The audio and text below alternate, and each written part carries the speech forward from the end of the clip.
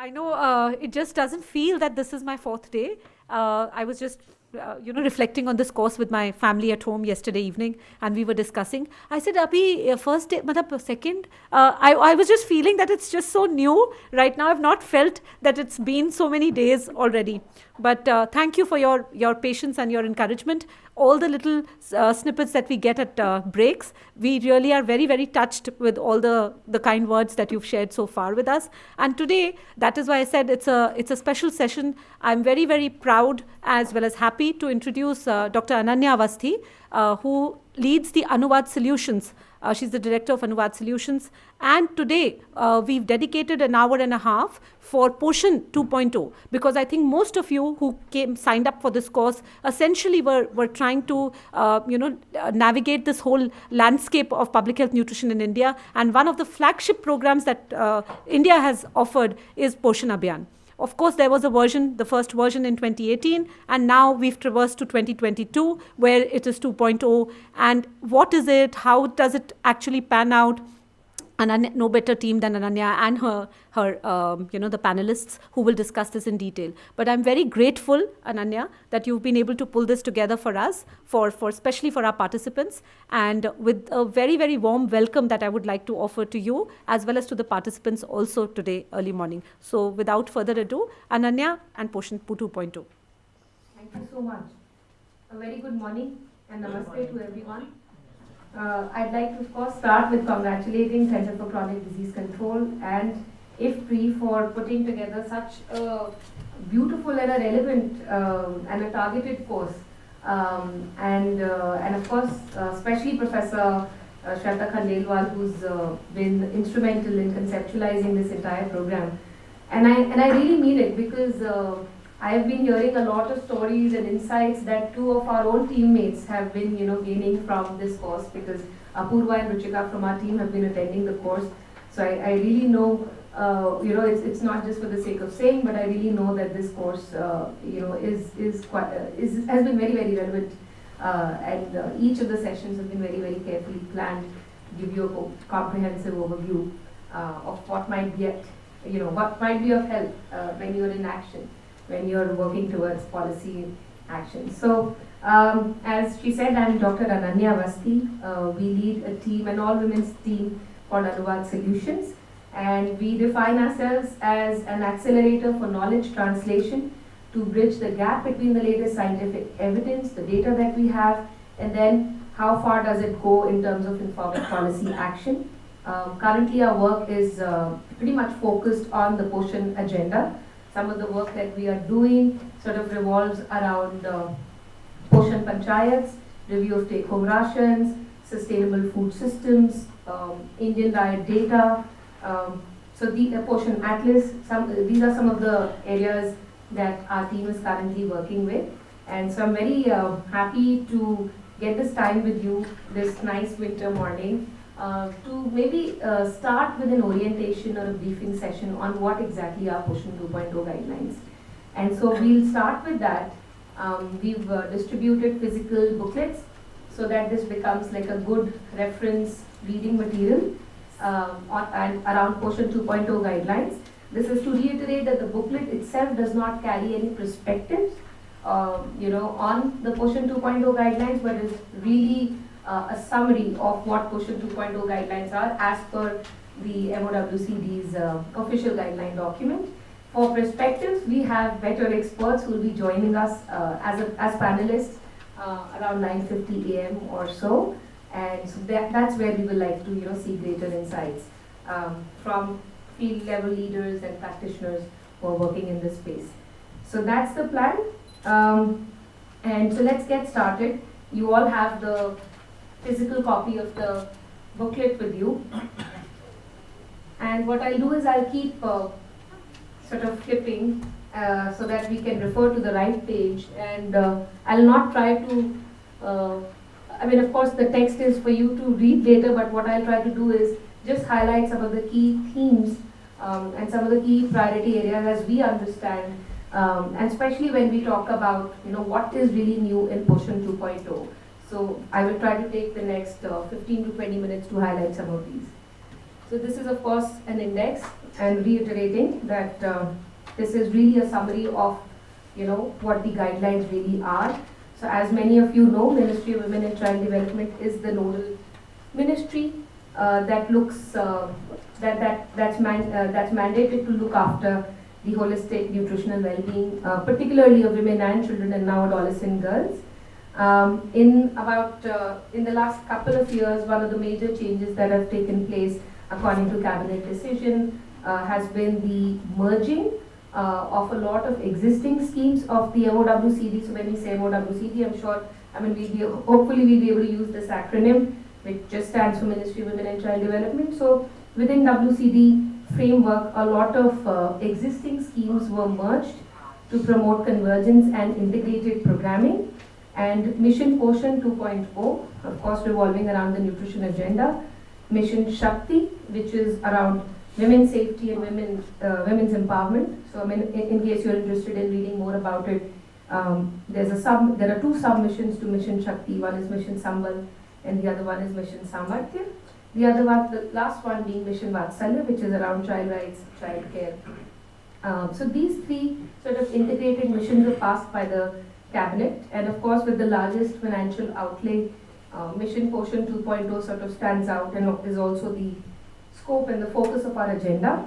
And as per the 15th Finance Commission, Mission Poshan 2.0 will almost run from 2021 to 2025. So starting with that, now as I said, this entire summary document, this document summarizes how guidelines themselves define Poshan 2.0. So WCD defines Poshan 2.0 as an integrated nutrition support program. We'll come in the next few pages to what exactly has been merged when they say this is Poshan 2.0. What are the sub-schemes that have been merged under it? The second is the focus of the Poshan 2.0 as per the WCD guidelines. You'll see in this second last paragraph is maternal nutrition, IYCF, treatment of SAM and MAM children for acute malnutrition, and then promotion of Ayush strategies.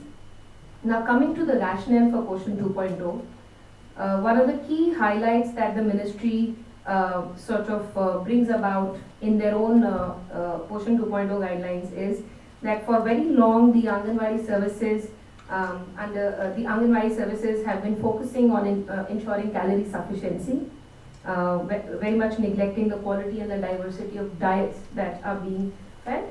And then of course they talk about, coming to the next page, they talk about how there's a need to focus on balanced diets, and especially how do we need to also talk about micronutrient sufficiency of take-home rations. You'll see that this actually comes about to be a very big theme that WCD highlights, which is micronutrient sufficiency of take-home rations. Then they of course talk about traditional wisdom and nutritional practices, probably more in the context of behavior change communication. And then finally talks about how the effective participation of beneficiaries and local stakeholders also leaves much to be done. And then last mile tracking. So we'll come to answering all of these sort of open-ended questions that ministry leaves here.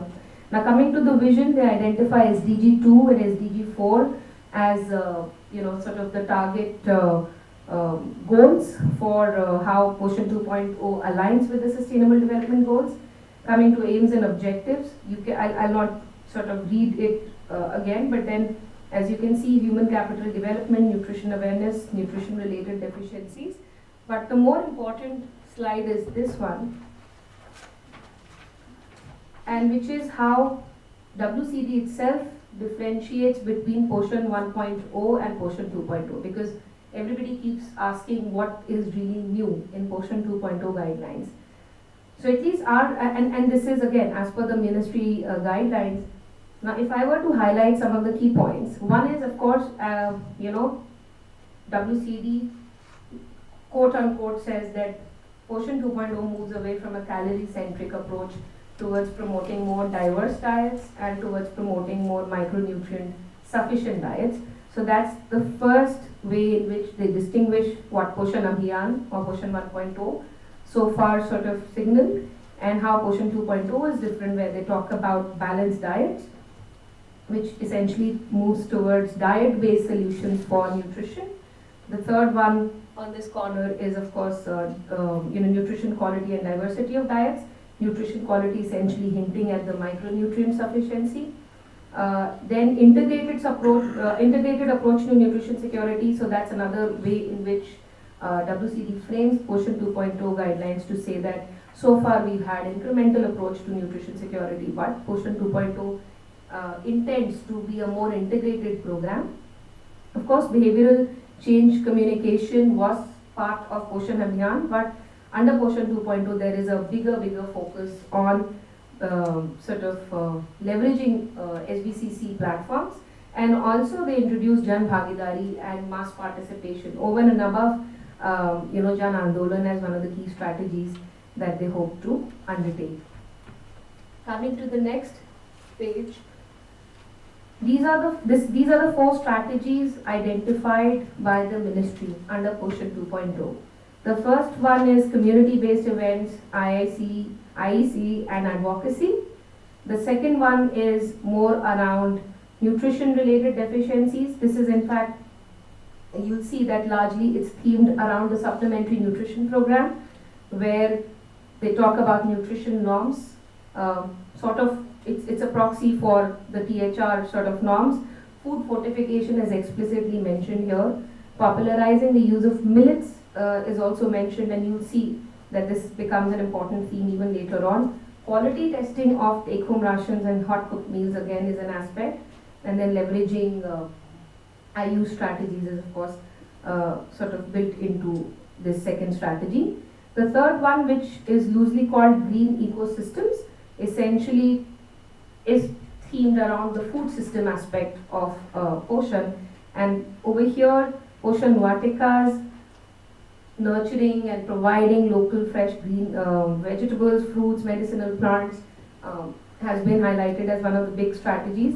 In this context, it's important to mention that ministry has also been working and on developing something called as a Poshan Atlas, because it's important to set that context, because that Poshan Atlas is essentially designed as an agri-food portal which will be openly accessible, so that you really know what's growing in your country, in your district, how nutritious that is, and then of course what are some of the local recipes and regional meal plans that you can that a pregnant woman or that a child can take.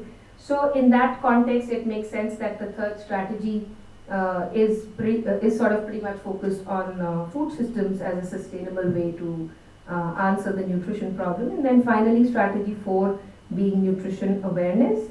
Under nutrition awareness, again, as you see, regional meal plans, use of locally available and culturally accepted ingredients for cooking has been mentioned.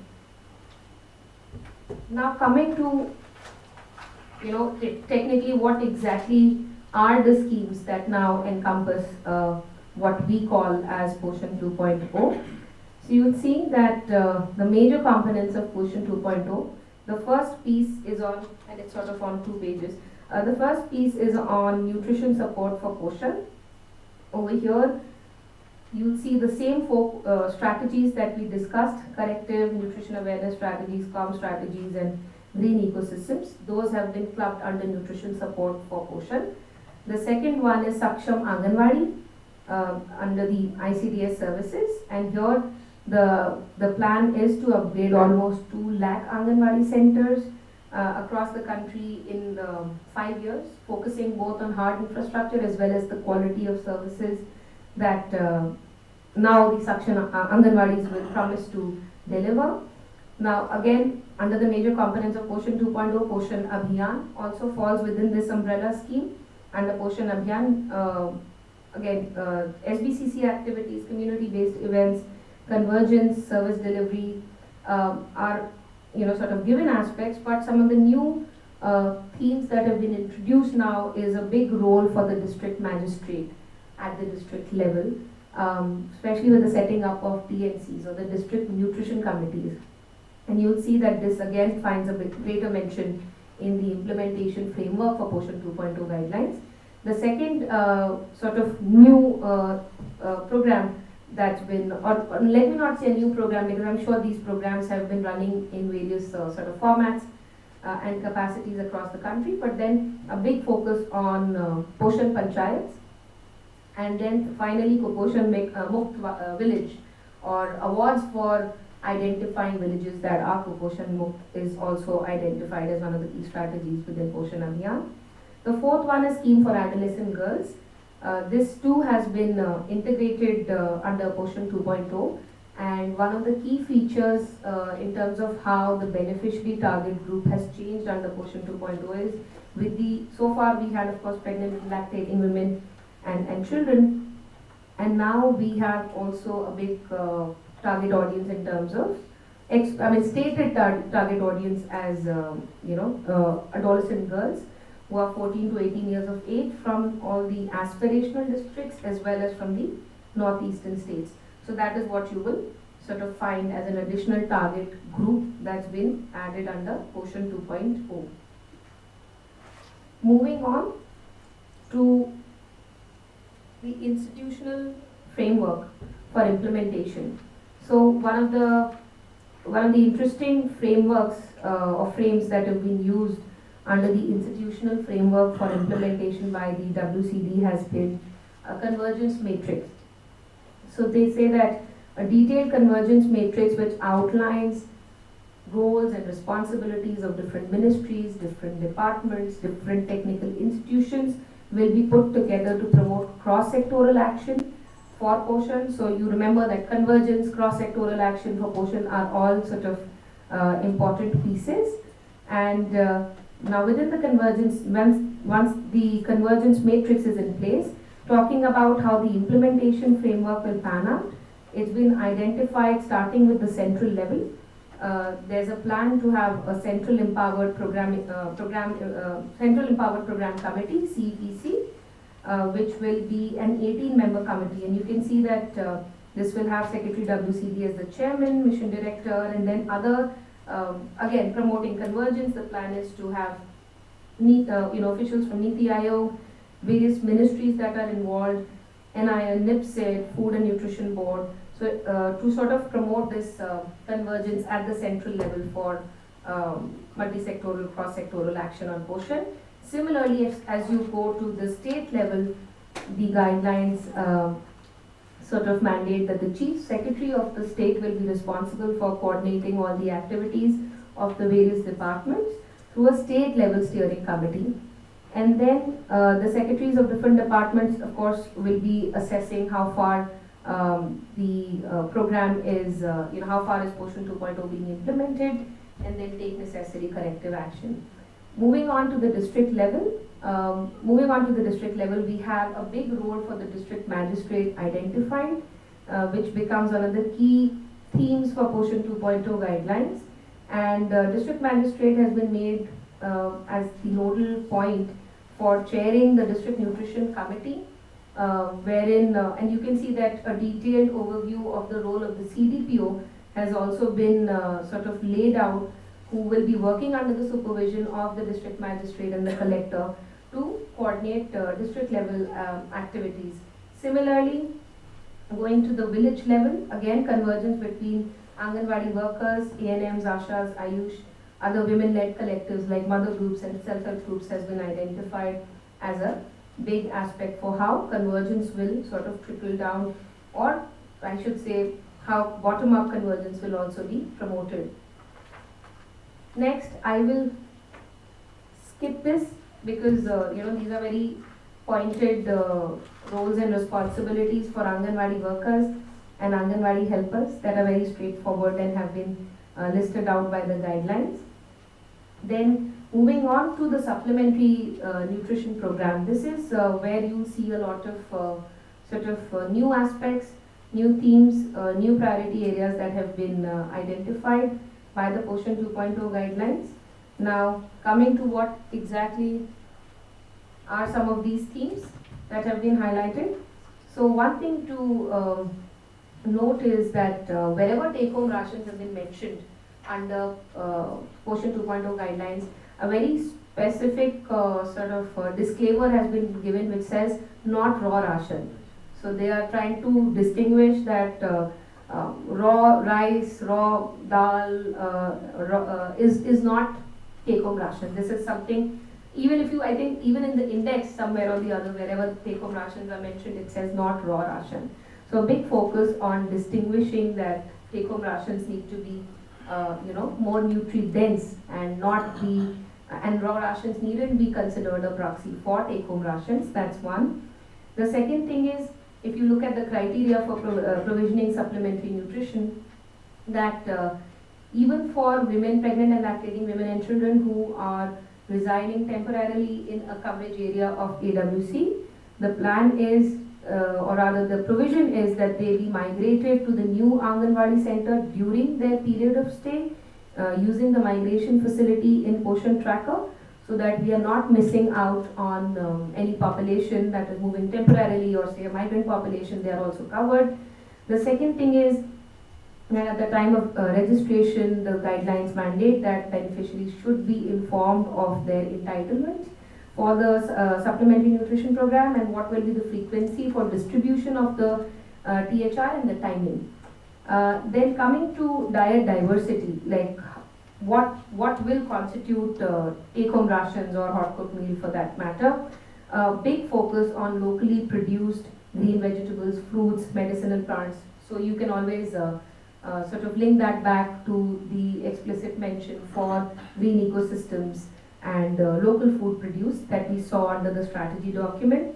Then a lot of sort of substitutes have been mentioned. For example, an interesting one is to say that white sugar should not be used and instead jaggery should be used for its nutritional value.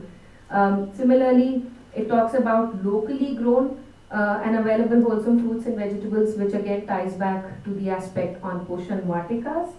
And then millets, the coarse grains, again have been said to be mandatorily supplied at least once in a week and suitably integrated into take-home rations and hot cooked meals. Then of course use of nuts, oil seeds, sesame seeds, groundnut, these are all been mentioned in the guidelines themselves. And the idea is that diverse diets which are rich in protein and essential micronutrients get supplied to the right target beneficiary. Moving on onto the next page, again as you see the second pointer under take-home rations, take-home rations should not be given in the form of raw rations. Then take-home rations are to be delivered to target beneficiaries and clearly delineated for the kind of beneficiary that it is. For example, a SAM child will have different requirements vis-a-vis, say an adolescent girl. So that again has been reiterated to say that THR products need to be clearly sort of delineated and then accordingly provided to the right target beneficiary. Government websites should be updated. This has also been mentioned in the guidelines, so that websites are also updating the nature and the quality of THR that they are providing, and that it says that THR delivery should be done regularly twice a month and also tracked to last mile beneficiary. And of course, this is where Poshan Tracker and Poshan Panchayat, two of the programs sort of come together in this piece. Now procurement, there are detailed procurement guidelines also that have been mentioned, and under procurement guidelines, a big focus on the quality of the THR. So it's mentioned that CDPO or the supervisor shall draw samples of THR and then send the sample for testing by FSSAI owned and registered or empaneled laboratories for testing of the quality of the THR, and then a big aspect on development of community food habits. So under community food habits, as you'll see, this again flows around the same themes, which is to improve the knowledge that people have in terms of balanced diets and diverse diets. Then a big focus on regional meal plans, which was also mentioned under the strategies. A mention of agroclimatic regional meal plans, which sort of ties back to the Poshan Atlas piece that we mentioned. Use of locally available and culturally appropriate ingredients, local recipes, local tastes. Then again a focus on indigenous plants like moringa, which is drumstick, which has actually been one of the key programs that's been promoting their plantation has been Poshan Vatikas, that's been going on for some time. Coming to Poshan Panchayats, which is the next sort of program that's been given a big focus. So while the ministry says that detailed program guidelines for Poshan Panchayats will be released, and that ministry will be working on detailed guidelines, it does give a good overview of the potential scope for Poshan Panchayats. Let me say this. So on the next page, the key roles or the mandate that the ministry identifies Poshan Panchayats to have in convergence with the Ministry of Panchayati Raj has been mentioned, and there are clear pointers. So I'll not read these pointers, but we like to probably give you 4 buckets around which Poshan Panchayats are sort of themed around. Now the first bucket is of course for Poshan Panchayats to act as an SBCC platform and promote awareness about all aspects of Poshan and all aspects of Poshan 2.0 guidelines as well.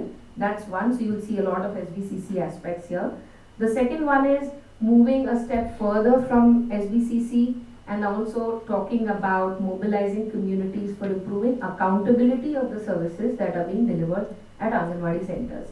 So you'll see a lot of, the second bucket is a lot around social auditing, and then how do you ensure that the quality of THR is being met, how do you ensure that grievances of the beneficiaries are also taken up, how do you ensure that even Anganwadi workers can come and take up their own grievances or their own requirements in such a Poshan Panchayat. So that's the second focus. One is SBCC, second becomes accountability or Jan Bhagidari, rather community ownership in terms of the services that are being delivered. And then the third bucket is convergence, also for Poshan Panchayats to act as a platform for convergence between different field functionaries for promoting cross-sectoral action on Poshan. And a fourth bucket is sort of around having some sort of baseline information on how is that panchayat doing on nutrition, because there's an aspect on awards for Kuposhan Mukt village and which are sort of tied into this. So now with that sort of overview, it will be easier to understand how Poshan Panchayats are being mandated to monitor the number of anemic women in the communities, track their progress, also help with facilitating any detection of SAM or MAM children, it to serve as a convergence platform with mother groups, VHSNCs, then talking about motivating the community for behavior change, overseeing the quality of THR, maintaining a list of beneficiaries at each of the Anganwadi centers and how many pregnant and lactating women pregnant women and lactating mothers or children or adolescent girls that they have in that particular panchayat, and then coordination with Asha and Anganwadi workers. Now, in terms of who will constitute a Poshan Panchayat, the guidelines say that a Poshan Panchayat committee will be led by women who are also direct beneficiaries of the Anganwadi services, and hence can really act as agents of change, representing, and which is how it's defined as representing a model for direct democracy to improve awareness and accountability of nutrition services at the last mile. Also, the term people's audit has been sort of framed within the whole program for Poshan Panchayat, and it again, as mentioned before, defines itself as being able to sort of take the first few steps in terms of transforming Jan Andolan to Jan Bhagidari. Some of the other tools, which is interesting because a lot of these tools have been mentioned over here, like Citizens Charter for Poshan 2.0 services, socio-cultural platforms like Bodhbarai and Andaprashan Divas, which are of course already a part of a lot of Poshan Abhiyan activities, Poshan Helpline, random spot checks for quality of services by district nutrition committees, rating the quality of services at Anganwadi centers by citizens, participatory budgeting, and have all been, so it's important to see that all of these tools have been mentioned, though Ministry does give a caveat that detailed sort of guidelines for Poshan Panchayats will follow. And then looking at the monitoring and a reporting mechanism for Poshan Panchayat, the WCD, the Poshan 2.0 guidelines sort of give us a framework to say that there will be regular reporting of these Poshan Panchayat meetings, and quarterly reports shall be made available to the CDPO and to the DPO, and that this DPO will then be further, as may be required, also report to the district magistrate under the district nutrition committee around Poshan Panchayats themselves. So that basis this regular reporting mechanism, basis this sort of tracking the performance of such Poshan Panchayats, basis this, there is, it seems that the outcome of these nutritional activities and the impact on the status of the village shall determine the eligibility of that Poshan Panchayat for the Kuposhan Mukt Village National Annual Award. Even the financial outlay for these awards have been mentioned later. So that's about Poshan Panchayats. Moving on to Poshan Vatikas. Poshan Vatikas also found a very important mention under Poshan, the 2021 guidelines that WCD had. Again, following within the larger theme of Atmanirbhar Bharat and Vocal for Local. And then the guidelines mandate that they be set up at AWCs, government-led schools, Gram Panchayat land. District Nutrition Committee shall be mandated to oversee the development of these Poshan Vatikas in convergence with other relevant departments like Department of Forest, Horticulture, Rural Development. This is again very straightforward in terms of how Poshan Vatikas will be useful for nutrition-related messaging, demonstration sites, introducing healthy eating practices, promoting diet diversity, demonstrating agricultural techniques, and then promoting convergence between food and nutrition, or ag and convergence. Coming to Saksham Anganwadi, already this was mentioned before, but then to say that 2 lakh government-owned Anganwadi centers shall be strengthened and upgraded at the rate of 40,000 AWCs per year, and detailed sort of criteria for what the Saksham Anganwadi should have, whether it's drinking water, toilet, what about Anganwadi centers that are running on rent, lacking sufficient infrastructure, upgradation of mini Anganwadi centers, reallocation of non-operational Anganwadi centers. All of these find a mention under Saksham Anganwadi aspect. Finally, leveraging traditional knowledge has been mentioned as a key theme, where promotion of yoga, Poshan Vatikas, Ayush formulations, local recipes has all been sort of prioritized. Coming to Poshan Tracker, I'm sure, that's for another day, what exactly is the entire scope of Poshan Tracker. But Poshan Tracker again finds a very important mention for real-time monitoring, last mile tracking and delivery of services, with a big focus on Aadhaar seeding as well, effective SAM-MAM tracker modules, Poshan Vatika modules, and also in promoting monitoring KPIs for interministerial convergence also find a mention under the Poshan Tracker piece.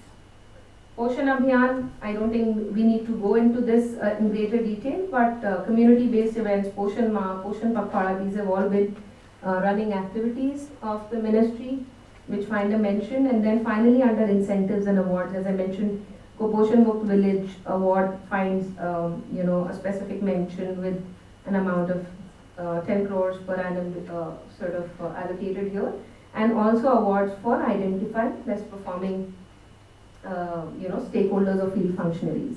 Finally, the financial outlay, again there is a clear mention of the budgetary allocation for Poshan 2.0 as per 15th Finance Commission that's been mentioned over here.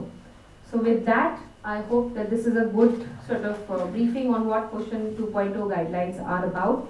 Feel free to take this booklet back with you and use that as a reference material. And as I said, this was only an overview of what the guidelines are all about. But to share the perspectives, we have a great panel of experts who just join us, and you can take your questions with them. Right. So thank you so much, Ananya. So maybe your thought process or something is already being covered. Allow us to continue this in a flow, and then we have enough half an hour, 35 minutes for discussion. So don't worry, we have enough time, and we have experts whose expertise you should make use of. So allow them to come and make their presentations first, and then let's open it up for question answers if that's okay. All right. With that, it gives me again, Ananya, would you like to come back here and also announce meet with your other panelists? A very good morning to all of you, and a big thanks to all our panelists who have joined us this morning, this nice, lovely winter morning. So on behalf of Anuvaad Solutions, I would like to again extend my heartfelt thanks to the Center for Chronic Disease Control and the International Food Policy Research Institute for giving us this opportunity for a knowledge partnership on putting together this panel on Poshan 2.0, coupled with an orientation session on Poshan 2.0 guidelines, which we just had earlier. As you know, Anuvaad, please join us. Okay.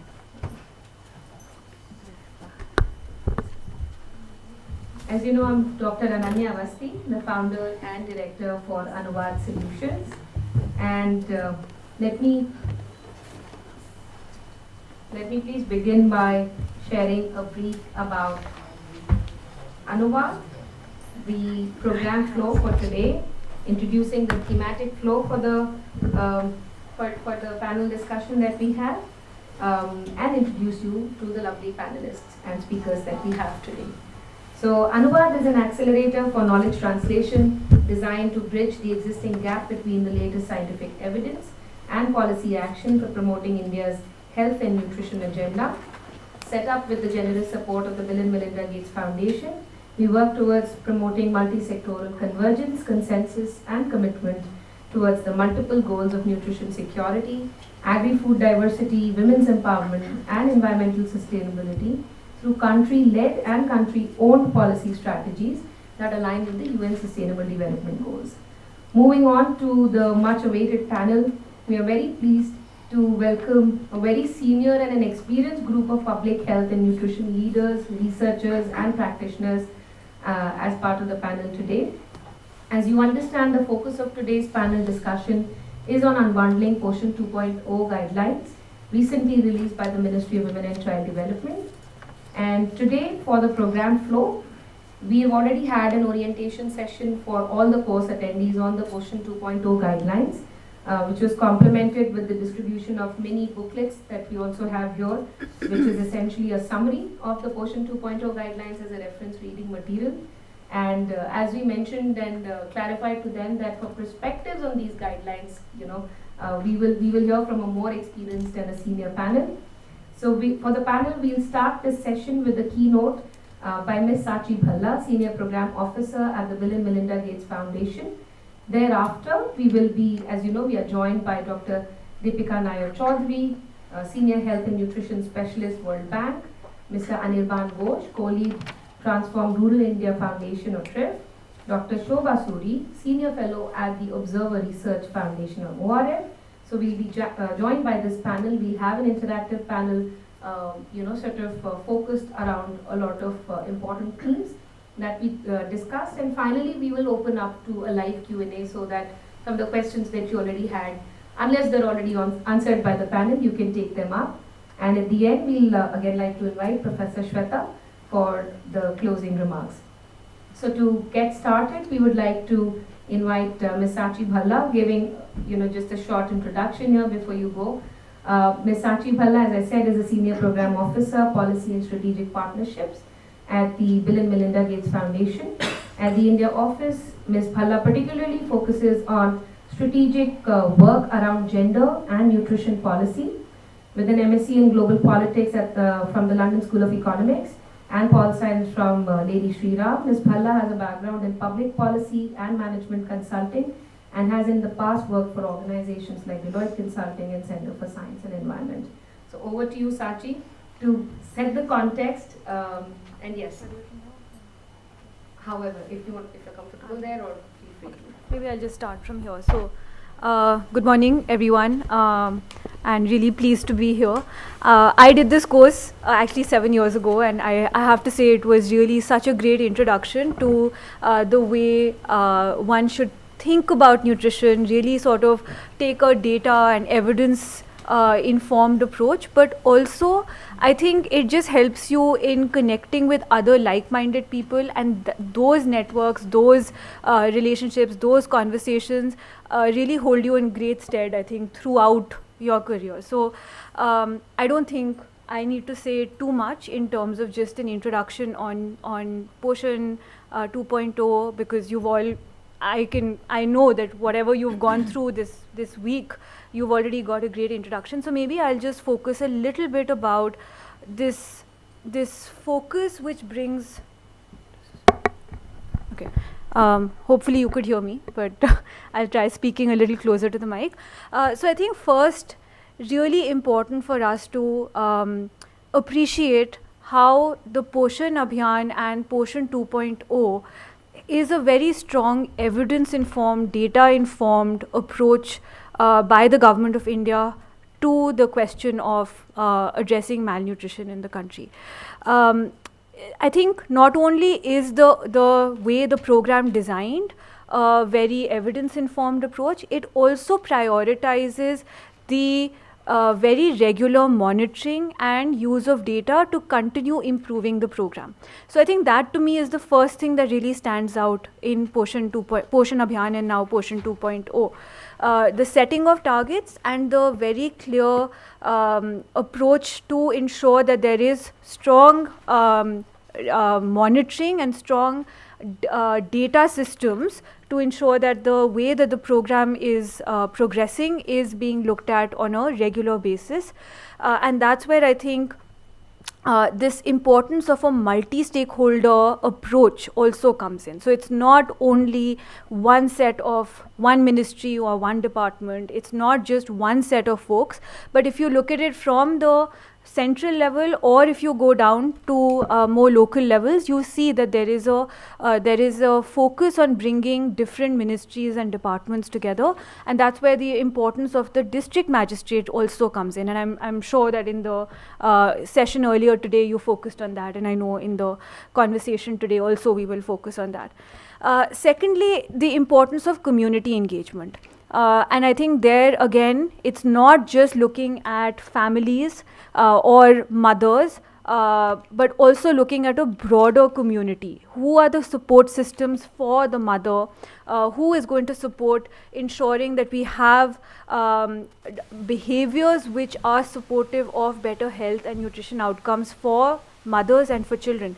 So the importance of self-help groups, the importance of panchayat members in really mobilizing the community, supporting the community, ensuring that by working with frontline workers, we are looking at improving service delivery as well as in many ways accountability, so that you have the implementation of a program in its letter and spirit at the grassroots. And then lastly, I think Poshan 2.0 really takes forward this idea of a holistic nutrition approach. So it brings together a food systems approach, a health systems approach, and communities. And I think that is really the beauty of it. It's not identifying just one. We all recognize that malnutrition is a complex problem. There's no one silver bullet. We need to focus on many different paths. And the idea really is we recognize that the 1,000-day window is so critical. But to have an impact in the 1,000-day window, you also need a supportive environment. And that supportive environment is going to come through a health system, through a food system, and then of course the communities. Just before I wrap up, we spent a little bit of time thinking about the last few years of working on nutrition in India. And I had just jotted down some learnings for us, and maybe I'll wrap up with that. First, I think the importance to have a sustained focus on nutrition. This is not, we recognize that nutrition is a multi-generational issue, and so it's not going to get resolved in 1 year. It's not going to get resolved in in even 5 years. It's important to keep up that focus. It's important to ensure that nutrition stays high on our national agenda as well as, at a very local level on the minds of people, because it is about the food you eat daily, the behaviors you practice daily. Secondly, I think, and that's what Poshan 2 really brings on in a very strong manner, is intensifying engagement with local leaders, whether that's your PRI members or whether that is other influencers at local levels. The third is around the importance of disaggregated data and the use of disaggregated data along with voices from the field. So hear from the people, hear from women themselves, hear the challenges that they face, but also look at data at local levels and start tweaking your strategies to respond to the local needs. And Poshan 2 really gives you that space to do so. The importance of technical agencies, I think, it can't be overstated. And there are technical government agencies, and then there are academic, civil society partners who also bring in technical skills. I think we need to keep looking at the nutrition agenda to be informed from the evidence that is being generated, and that's also an ongoing process. And I think lastly, we spoke about how Poshan 2 really does take an integrated approach to nutrition, but I think there is also this need to keep ensuring that the narrative around nutrition, whether that is in media, whether that is in families, whether that is in how organizations approach the issue, that also understands and takes on that cohesive and that integrated approach for nutrition, because at the end of the day, that is really what is going to get to impact. And maybe I'll just stop there. Yeah, if that's okay. Thank you so much, Sachi. This was very helpful. I was making notes myself. So thanks a lot for setting the context so beautifully. And I'm hoping that with an orientation session overlaid with this context, a lot of things will, make a lot more sense. So moving on to the panel, I would like to introduce you to our three very, very experienced panelists who have joined us today, and then we'll start with some of these interactive questions. Also, please feel free to keep noting down any of your own questions that you think may not be answered or covered in the panel, and we can take them towards the end. So first up, I would like to introduce Dr. Deepika Nair Chaudhary. She's the Senior Health and Nutrition Specialist at the World Bank. Dr. Chaudhary is responsible for supporting nutrition-related operations and advisory and analytical work for the World Bank in India, Afghanistan, and Bangladesh. She has over 20 years of experience in maternal and child nutrition and health in South Asia in both technical as well as managerial capacities. Prior experience includes working at Nutrition International, UNICEF, and Care India. And Dr. Chaudhary has a doctorate in public health nutrition from the All India Institute of Medical Sciences and has several publications to her credit. Thank you so much, ma'am, for joining us this morning. Seated next to her is Mr. Anirban Ghosh, co-lead for TRIF, Transform Rural India Foundation. Mr. Anirban Ghosh is part of the management leadership at Transforming Rural India Foundation. Prior to setting up TRIF, he was on the leadership team at Pradhan, a very known non-profit working towards rural transformation. Anirban has led the field-based teams responsible for integration of all activities across the organization involving planning and implementation of programs, monitoring their progress, setting up systems, designing of strategies, staff development, and managing key grants. Anirban is particularly known for his work on automated bookkeeping systems in women's self-help groups and transformation technology for development programs. Thank you so much, Anirban, for joining us. And then Dr. Shobha Suri, Senior Fellow at the Observer Research Foundation. Dr. Suri is a nutritionist with experience in community and clinical research. She has worked in the field of nutrition, healthcare, infant and young child feeding practices, policy advocacy, and assessment. Dr. Shobha is a trained IYCF counseling specialist with more than 40 research publications in scientific journals and books, which I'm sure you must have all read about. In the past, she has also worked with the Breastfeeding Promotion Network of India, the All India Institute of Medical Sciences, and also has a PhD in nutrition. Thank you so much, Dr. Suri, for making the time for this panel today.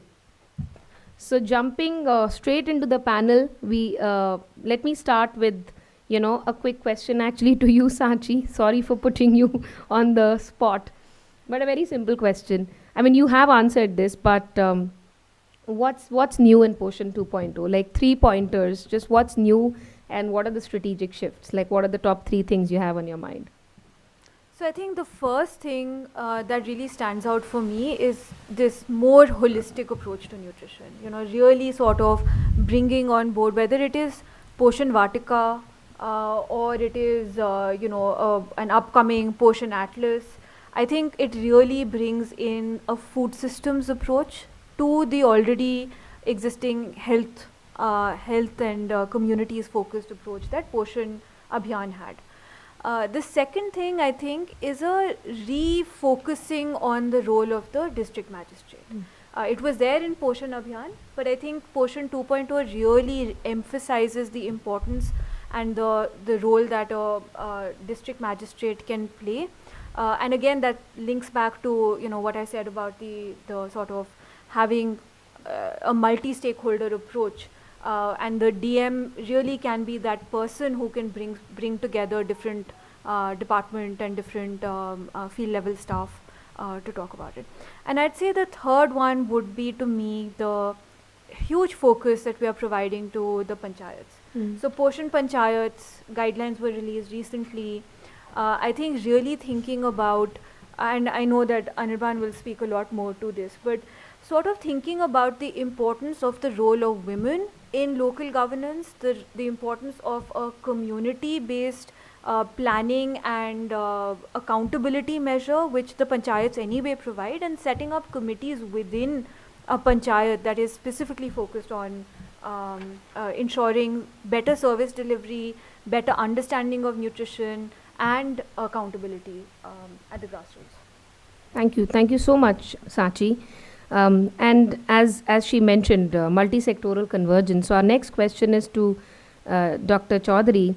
Multi-sectoral convergence is, of course, identified as one of the important pillars under Poshan 2.0. There are detailed guidelines for, the Secretary MoWCD to lead a CEPC, the Chief Secretary to play a role, and then, of course, the district magistrates and the role that they are mandated to play with overseeing the work of the district nutrition committees. How do you really see that? I mean, what's the opportunity here? What are the challenges here? And what more needs to be done if, all of this has to sort of translate into real outcomes? Thanks, Ananya. At the outset, I want to thank the organizers for thinking of the World Bank and inviting us. So it's a great pleasure and honor to be here at this, which we think is a fundamental investment for our country to move forward on the nutrition agenda, is have people capacitated and trained and convinced about the area. So thank you, Ananya. Thank you, Shweta. So I've been, I wanted to sort of set the context by sharing with the group that my experience comes not from theory. It is from actual practice. I've been working very closely with the ICDS, including the Poshan Abhiyan, for over 25 years, on the ground in different capacities. So it's not theoretical. It's based on what really happens at the state level and at different levels, right from village, block, district, state, center, what we are confronted with in terms of opportunities and challenges. So that's the lens I'm taking to answer your questions, Ananya. So I think I want to pause at this question because I think in actual practice, one of the key, we need two prior steps before we talk about convergence. The first one is, what are those evidence-based interventions? Sachi spoke very eloquently about the need to be evidence-based. So when we are talking about multi-sectorality, one of the reasons why it has not been cohesive is that each sector has not been very successful in identifying that evidence-based action and following through. So what do we need as the first step? We need a set of feasible yet evidence-based actions, be it for PRI, be it for agriculture, be it for education, be it for education, be it for WASH. So once we have these evidence-based actions, then we need to translate into a simple framework. We don't need anything complicated in nutrition. It has to be very simple and comprehensible. So a framework which lists the action, lists the measurable indicator, who would do what, by what time, and what resources are needed. So these are the foundation pillars before we can speak about multi-sectoral convergence. So needless to say, I think over time, these mechanisms have been well laid out in the guidelines that you people have discussed today and over these days.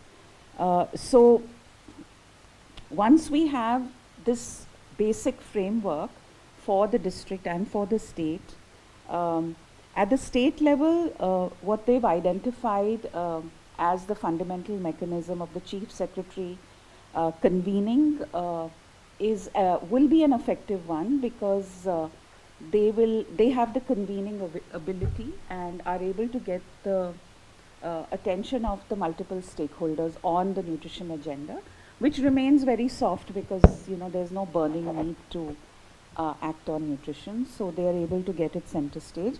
Likewise, the national level, I think mechanism is effective. So I think those mechanisms are effective. What is the real challenge is for that particular sector who's committed to do that particular action, to follow through that action consistently and to the end, and measure it in terms of its quality and quantity. That is going to really make the impact and result in better nutrition outcomes. So it is less, the process is very critical, and I think the government at different levels has a hang of the process of how to convene. But then what to do and how regularly to monitor it and how to follow through is the key challenge. So in this new context of Poshan 2, for me, the multi-sectoral agenda is not a new approach. I think we've been talking about it for ages. The Poshan Abhiyan very laid it out much more clearly, but it also complicated the process, where we saw that in the states that we worked, there were complex convergent action plans, 50 to 60 pages, which make no sense, because you have to actually act, measure, monitor, and make sure that that simple action for that sector is completed. So I'll stop there, Ananya, in terms of what I wanted to emphasize. Thank you so much. I think it's so important to, before we dive into mechanisms for convergence, to really talk about the evidence-based actions, in terms of what really to do once you have these mechanisms, and then how to monitor and follow them through. Thank you so much for adding this perspective. Moving on to the next question. I mean, we spoke about, sort of touched upon mechanisms at the center level, at the state level.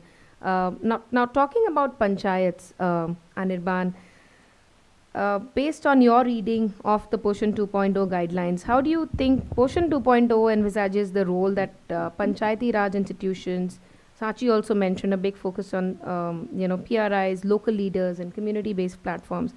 How do you think Poshan 2.0 sort of envisions the role that they can play in community mobilization? First, thank you for inviting me here, and I would like to bring in the perspective of what happens on the ground. So for 70 years, if something has not moved, it's not that माताएं उनको बच्चों का interest नहीं है, that we can't say. She is most interested to see her child grow and be whatever, and even this 1,000 days business, even in interior villages, if you go, people have started to realize that the early stage of life is very critical. So knowing all those things, and interestingly, another thing I have seen in the last 5-7 years, if you go into the field and you talk to women, with the massive campaign in terms of the messaging which happened in the last 10 years, the message is by and large known. The key messages like, only breastfeeding, if you're looking at the IYCF piece, you go to most remote villages, people will be able to parrot back those messages. No breast, exclusively milk, no water, 6 months complementary feeding should start, etc., etc. You would hear those messages. But if you look at practice, it has not happened. So it is not that there is a missing knowledge piece. There are several other challenges which are there, which we need to figure out, and this differs from community to community. In a tribal Munda community, it will be of a particular kind. In Haryanvi Jat community, it might be of another kind. In a Gujjar community, it might be another kind. We need to understand that why is that knowledge information which is already existing within the community, why doesn't it get translated? And there are several issues which need to be seen. So the first thing which I see, which we have been talking with the ministry for a long time, and now there is increasing realization that a far more deeper holistic engagement is required. So the Poshan 2.0 is a first step in that direction, and many people like us who are in the community health piece, we think that more could have been done. But whatever is there, it's a good beginning, and we should start with that. So if you look at the malnourishment problem, you have been discussing it over the last 3 days, I see. Purnima and others have also been here. So the evidence clearly talks about that there are two segments of it. One is suppose you are in a SAM stage. There is a medical intervention which is required. So there are some challenges or areas which are very high on sickle cell anemia as a response to endemic malaria. There are pockets in the country. So those areas, those specific issues require a medical side and a technical side of engagement. Rest of the places, it is basically better feeding practices, more diversity. It is things which have to be done within homes. अब supplementary food से कितना होगा? Suppose we were to fix supplementary feeding, THR, when we do a lot of things, and there again, if you get into THR, people who have worked into that space, you'll know how complicated that is. But even if we had a magic wand and we fixed all those things, even that is only supplemental. If the base is not there, it's like the icing on the cake. If the cake itself is not there, then what does an icing do? So therefore, the criticality is that how do you fix food, thinking about food systems within homes, and the basic raw material which is required for those foods which is getting recommended. So this is where is the critical challenge, and there you have to look at a food systems approach. Sachi touched upon it, but far deeper engagement needs to happen there, and those again are very, very complex issues, because if you look at the agriculture narrative in the country with MSP focus and those kind of things, what has happened, very large monocropping of a particular kind is happening. So the sustenance agriculture model which was there say 50, 70, 80 years ago is gone in large parts of the country. So how do you bring in food systems approach again is to be thought through. Again, there's no one size fits all, but the bigger challenge is even where people have purchasing power, the fixing the food diversity of food and the feeding practice within homes.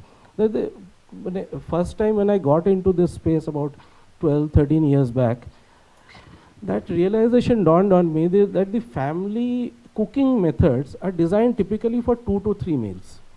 And वो खेत में चले जाते हैं, वो बनाते हैं, रखा रहता है, and then people go into the field, and typically many places actually 2 meals is what is focused upon.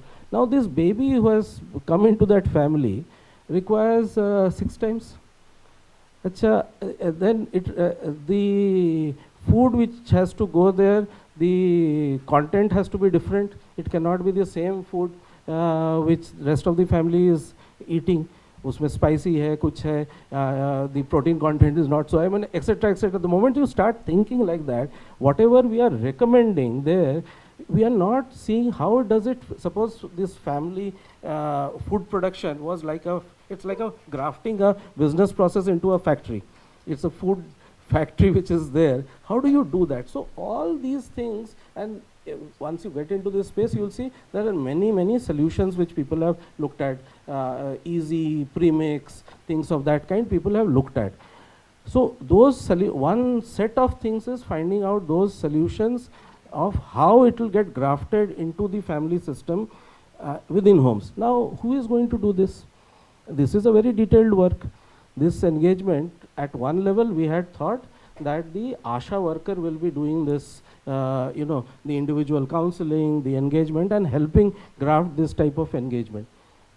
It has not moved. There are obviously some ASHA workers who are exceptional, who have been doing this, but by and large across the country, this whole counseling business, whether it is on the RMCH plus or whether it is on the management question, it has not moved. So if one starts thinking, how does this whole narrative move, and how do you build in these kind of engagements? So two platforms become very important. One is the large number of self-help groups which have been created across the country. So today about 8.7 crore women are part of this self-help group movement, and they have been, there's a whole program which looks at helping them understand these kind of practices and take it into homes. And the other piece is the panchayats. There's an elected body, there are panchas, there are sarpanchas in every village. So how does the norm shift start happening? So these are the two levers which can be used to create normative shifts within the communities, within the each home. If those shifts have to happen, and there have been now several evidences. The Gates Foundation invested in with Jivika in Bihar, and over a 6-7 years period, there's significant shifts which were seen in terms of community practices. Similarly, our experience of working in Jharkhand, Chhattisgarh, Madhya Pradesh, we have seen similar gains working very closely with the SHGs and panchayats on the dietary diversity.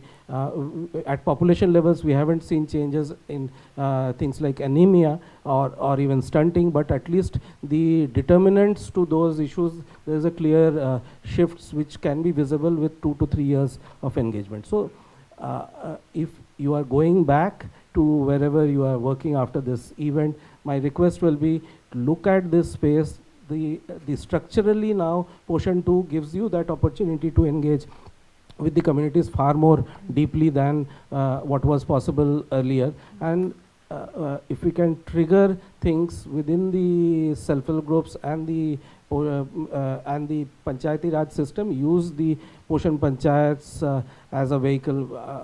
Our understanding was, see, many times in the community, many times these community groups are created of mothers. Now, mothers is a transient, that you are mother now, tomorrow you may not be in that category. So we'll have to look at local champions, local influencers, and how they start talking about this, this new system, looking at what are the foods which can be done every year. Winter, winter mein hamare area mein kya kar sakte hain. So these have to be stories, and maybe we use digital media far more, Insta reels and all those things are also, I'm seeing in the villages, people are constantly flicking. So we have to think about what we are like.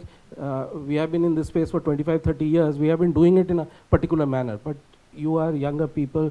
When you go back, you need to think about alternate ways how these ideas become viral on the ground. It cannot be fixed from the supply side. Unlike many other problems, this is a problem which cannot be fixed from the supply side. It has to be community centric. It has to be, these platforms have to be energized, and then we'll leverage some way digital technologies to take it forward.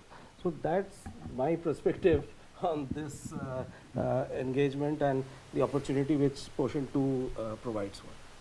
Thank you so much. As he said, the demand side, and how Poshan 2.0 will give you an opportunity to really do more about engaging women collectives and panchayats for greater community mobilization and bottom-up work. Anirban mentioned sustenance agriculture as one of the pieces we had probably as a country, and it's been missing, of course, with monocropping and with the increased realization of how ag and nutrition and food systems are all interlinked. Two questions to you, actually. Increasing dietary diversity is indeed one of the most effective ways to sustainably prevent malnutrition and ensure nutrition sufficiency. Can you maybe start with some of the major strategies that have been envisaged under Poshan 2.0 for promoting diet diversity? And then also, if you can take some time to throw light on the Poshan Vatika program. You've worked a lot around the space and gathering the evidence. So we really would like to hear from you on how you see some of the challenges that may come up in terms of operationalizing and most importantly scaling up this program. Thank you, Ananya. I think it's very tough to be the last speaker because the previous speakers have, already mentioned a lot of things which you would have wanted to speak. But yes, let me take this opportunity to thank you for inviting me for this important discussion. And we are all, I think, we know each other, and I would like to also take the opportunity to thank you. I'm with Deepika on this panel. She has been a mentor, and I have learnt a lot from her. So it gives me immense pleasure to be here. Yes, talking about Poshan 2.0, there have been new guidelines as to how this could be better. If we go into the background, I'm sure you have been talking about the data, the evidence, and the numbers are not very promising when we say on one hand that India is the second largest producer of food, but on the same hand, you see that it is the second largest in terms of undernourished population. And with more than half of the women being anemic, and one of the reasons for also the low birth weight, the high numbers of low birth weight, it's like a vicious cycle of malnutrition. And I think it was much needed, this Poshan 2.0, with the new guidelines, with new policy interventions, to see actually how this rising issue of food insecurity in India could be brought under control and how the dietary gaps could be curtailed.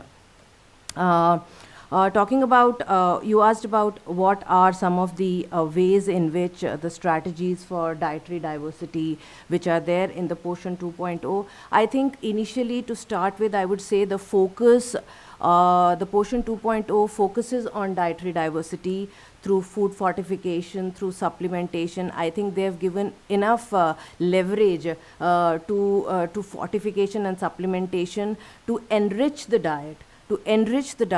And also leveraging on the traditional food systems which we have been traditionally using, things like millet, which was mentioned by my previous speakers. I think we have been traditionally using things like millet, which are 5 times rich in protein and have the enough calorific value, but we have somehow forgotten in a change of lifestyle with the growing amount of NCDs. I think it's time that we bring in the traditional food value which were rich nutritionally, and which also had the balance, which could also bring the balance in the diet.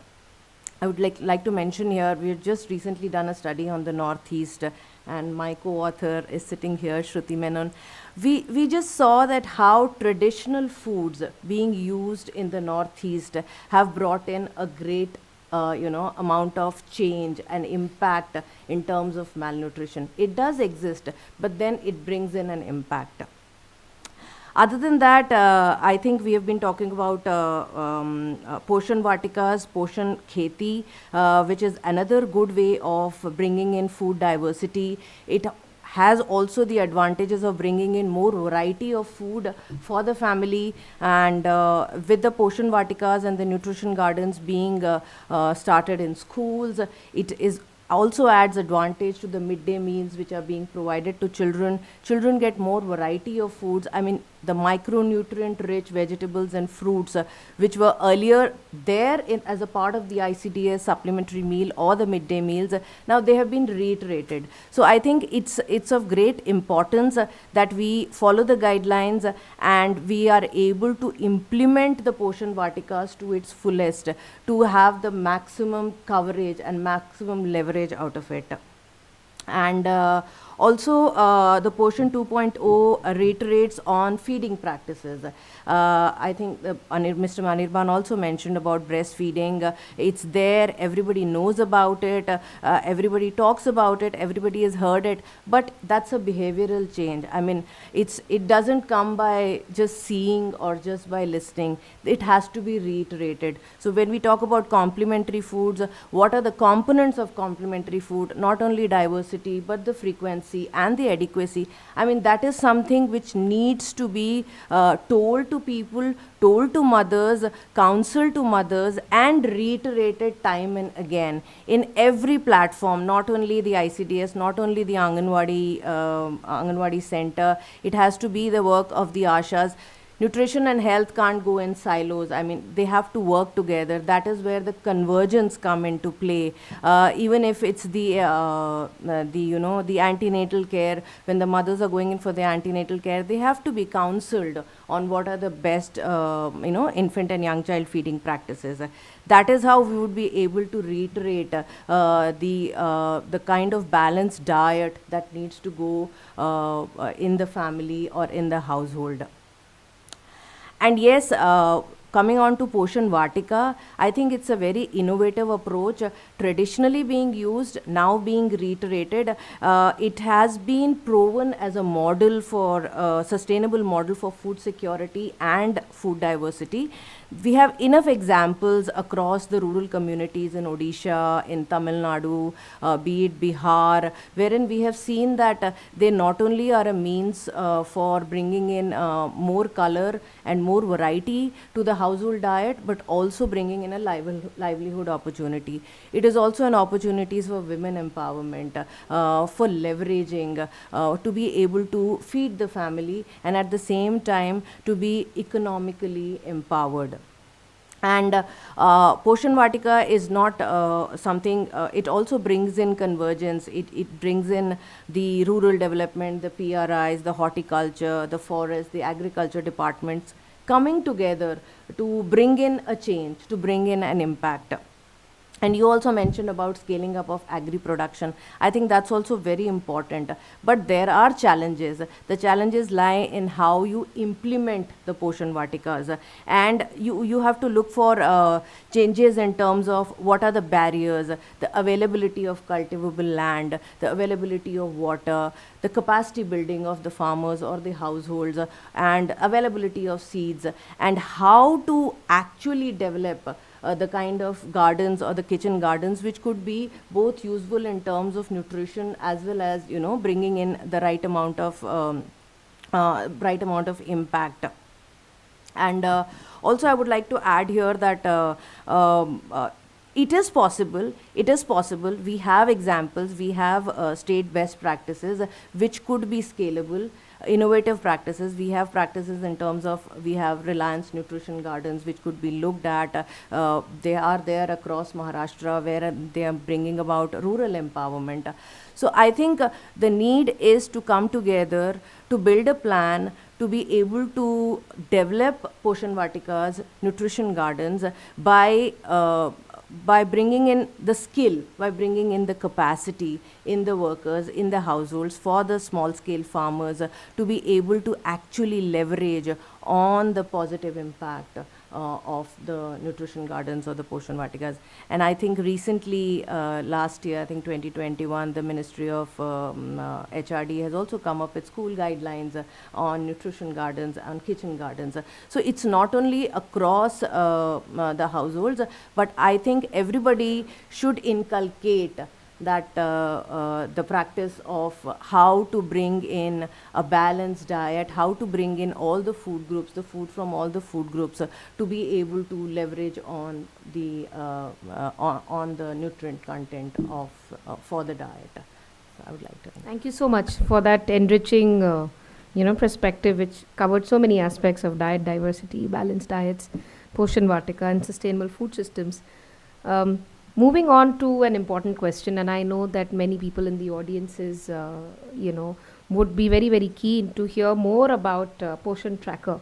Of course, it's been rolled out at scale in the country to enable real-time monitoring of the nutrition program. So, Dr. Chaudhary, in your perspective, how do you think Poshan Tracker has been useful and helpful in improving the quality of last mile tracking of beneficiaries, and how do you think such a tool can be used further for data informed targeting of Anganwadi services?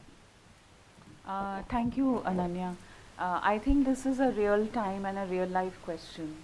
And those of you who worked with the program or are working, I think that is kind of becomes central to the planning and execution, and taken up a lot of energy of the Anganwadi worker to be able to make the tool effective.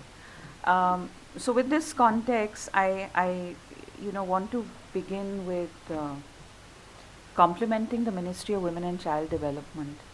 The Poshan Tracker has been a significant milestone, not just for the ministry, but it is a digital tool which has the largest platform in the world in terms of particularly nutrition and health.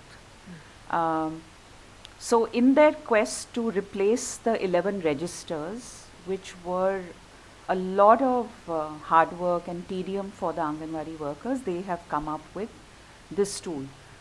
So just a little bit of the context. It's not that the Poshan Tracker emerged out of nowhere. There's been a lot of systematic work. There was a pilot that was supported by the Bill and Melinda Gates Foundation in Bihar, which led to the development of, many of you may know, the ICDS CAS platform. And that was sort of formed the base for the ministry to get engaged with this digital technology. There were several states which had begun to roll out the ICDS CAS, and then the ministry wanted complete sort of ownership and wanted to do it themselves, which is again a high point for the government of India. So they have worked with the National E-Governance Division of the Government of India and developed this Poshan Tracker.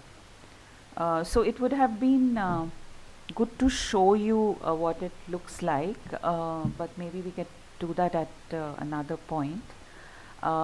It has several modules in which the information needs to be fed, and then data is generated for monitoring and tracking. So a lot has gone in terms of understanding what needs to be plugged into this system. So it's been a lot of learning by doing. I think the government of India decided that they wanted to develop and roll it out and learn as the implementation went along. So those of you who are in the field would hear a lot of noise around at different levels in terms of the challenges that are being faced.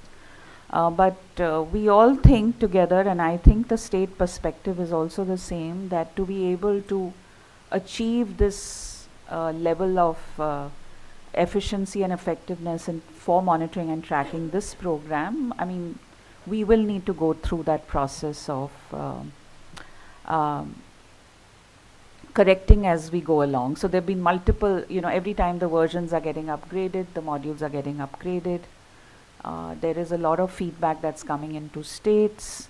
They're also dealing with capacity issues because the states and the districts and the blocks really need that help desk capacity for a worker like the Anganwadi worker to be able to problem solve. So those are some of the challenges, even though the objective is really going to be a critical turning point for this program to gain the efficiencies and to be able to do what it has been, what it has really envisaged. So currently, like Ananya said, this is a digital platform which every Anganwadi worker is using. So almost 1.4 million Anganwadi workers. If you look at the Poshan Tracker site, all 1.4 million Anganwadi workers are using this platform, and that is why it's the largest digital platform in the world. So you can imagine the kind of potential if it really becomes a sort of simple to use tool for a worker at the level she is. She's not an auxiliary nurse midwife. She doesn't get the kind of attention ASHA workers get in terms of incentives and so forth. So she's fairly, not doesn't get the kind of support that the system really needs to give a worker of that nature. But I think this tool has been a phenomenal element in the program, which is going to propel her work forward. Again, based on our experience, this tool is still being modified and being cleaned up, and there are various dashboards that are being created, which will really do the work that it's envisaged to do for the worker, for the block level, for the district and state level, to be able to look at the data and make informed decisions and plan. That's the whole idea of having this tool. And for the Anganwadi worker to see in her catchment who has received the service, who has not received the service, who does she need to go back to, where does she need help, and so forth. So once this is stabilized and it's in its optimal shape, it's going to, Ananya, do exactly what we write on paper in terms of improving the effectiveness of monitoring and reporting. However, we've also had this discussion, and you'll hear this debate also being from the public health field, that it doesn't mean that if from the 11 registers, if you come to this tool, the service delivery is going to become better. Or for example, the IYCF content counseling support is going to become better. But it is just that it is going to support in a lot of data visualization, understanding, so that you are able to go back and more intensely and more accurately do service delivery and do the tasks that the whole ecosystem is required to do. I think it another 4 to 6 months, and we do hope that it will be functional. One challenge the ministry has been facing is in the quest to make it multi-sectoral. Every sector wants particular data to be fed in, to be able to then relate it to whatever outcomes that we are whatever outcomes are being looked at. So that's been a bit of a challenge. Because while the software space has really galloped in terms of what it can do, but it's still facing challenges. So once that is normalized, a lot of the basic data is going to become available, publicly available, which is also a departure from what we dealt with in the ICDS CAS in the limited states, where it was not in the public domain. So there's a lot of ownership of the Poshan tracker. It's completely government owned. It's their baby, and they have put in every bit to take it forward. Data is going to be publicly available. They have designed their own capacity building systems and brought in partners as they thought. And of course, they've also used the learnings that have emerged from, primarily from India, from the ICDS CAS. And they are focusing on what really needs to be monitored and tracked. So the Anganwadi workers, while do get, they are kind of in a challenging phase, they also report on their work becoming more clear and more simplified as compared to their prior days. So that's Thank you. around the Poshan track. Thank you so much. I hope that will help answer a lot of questions that the audiences may have had on Poshan Tracker itself. So Shweta has already signaled, so we have, in the interest of time, I do want to cover the remaining 2 questions. So very quickly, maybe 3 or 4 pointers, starting with you, Anirban. I think accountability of ICDS services, this is an aspect that was discussed. So, I mean, of course, Poshan Panchayat is one of the programs that's been sort of framed as one of the platforms that can improve accountability of ICDS services.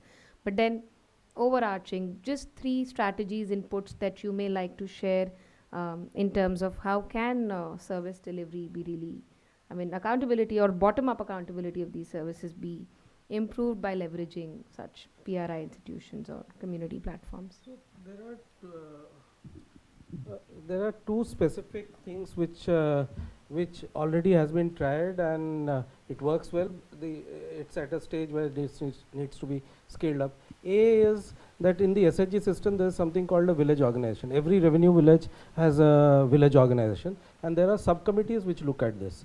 So there is a whole program, there's an FNHW program in the NRLM which looks at strengthening those subcommittees to do an oversight and to solve for several challenges, because several of those challenges actually do not require the Sarkar to come in. Several of the challenges are local and it is fixable at the local area. So that's one strategy, strengthening those subcommittees within the VO to do oversight and solve for the local level challenges. The second is there is in all states there are subcommittees which are specifically looking at health and sanitation.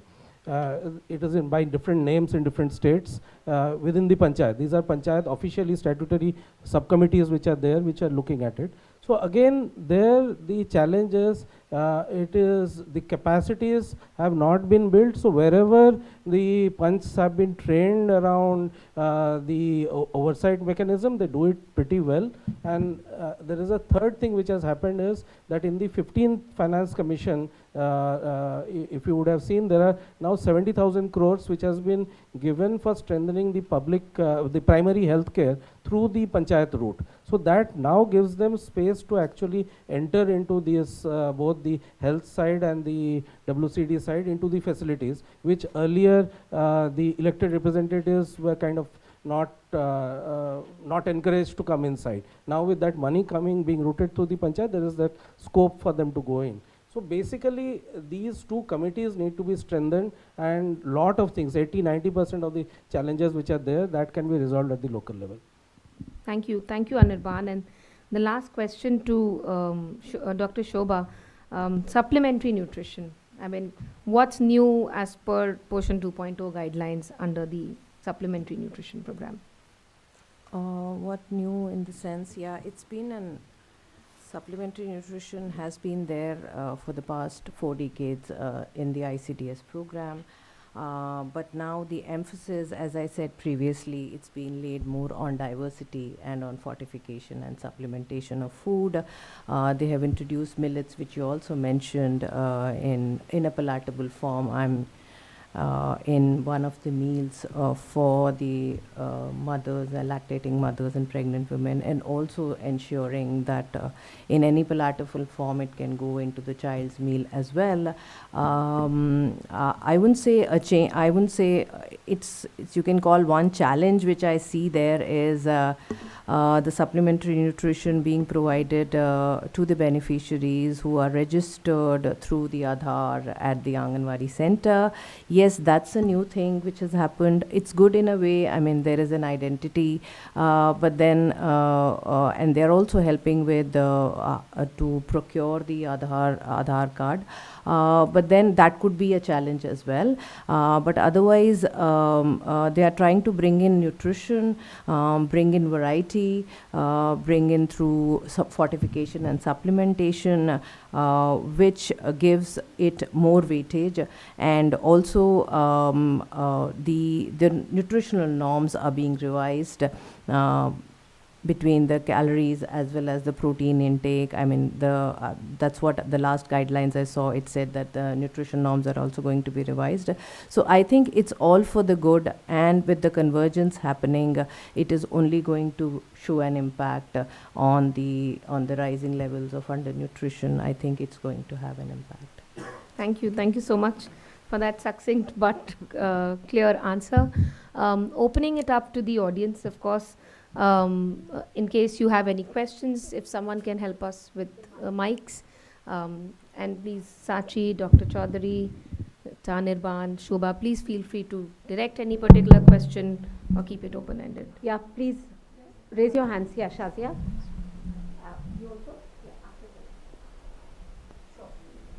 And you can introduce yourselves also to the. Good morning, panelists, and good morning, my all colleagues.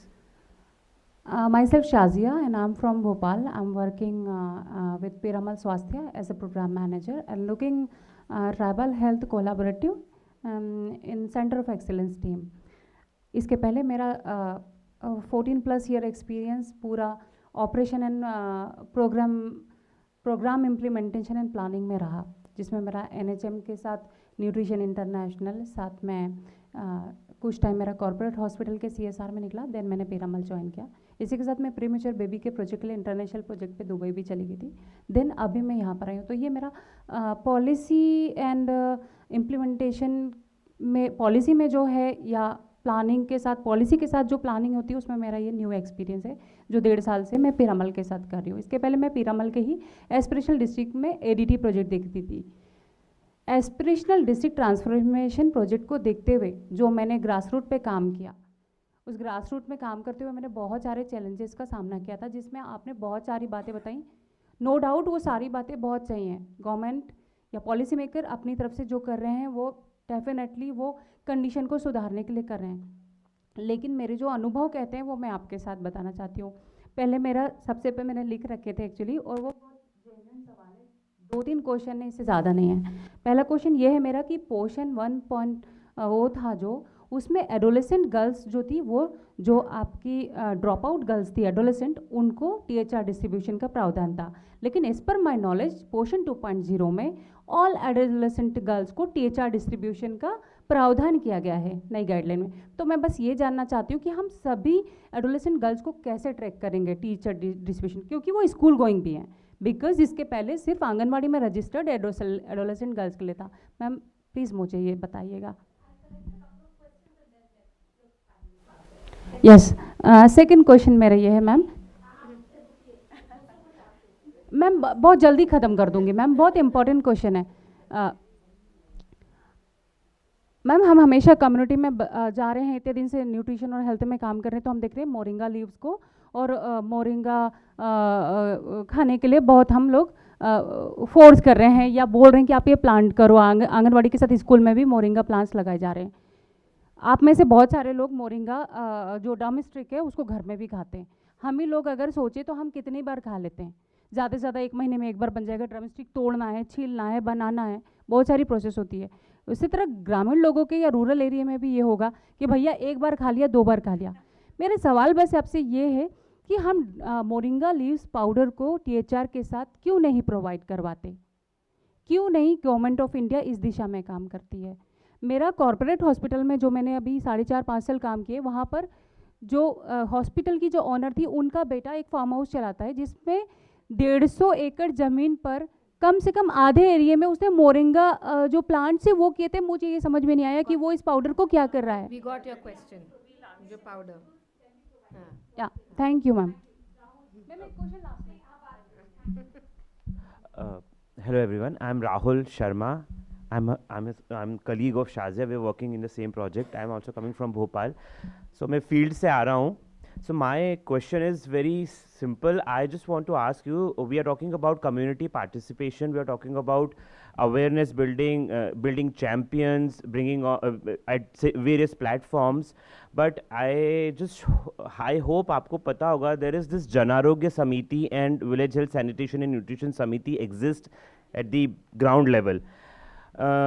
The Janarogya Samiti got launched, the guidelines launched at way back, 2020 May, and still we are struggling to strengthen those committees. And now we have redesigned it, revamped it, and now we are talking about Janarogya Andolan. We struggled, it is impossible to, take one meeting in a month for that particular committee. And it has beautifully, the guidelines are beautifully designed. So, there is no point of restructuring it again. Why there are already programs at the ground level. We do not need this. We just need to address the challenges which we face at the field level. So, maybe I also have one more question.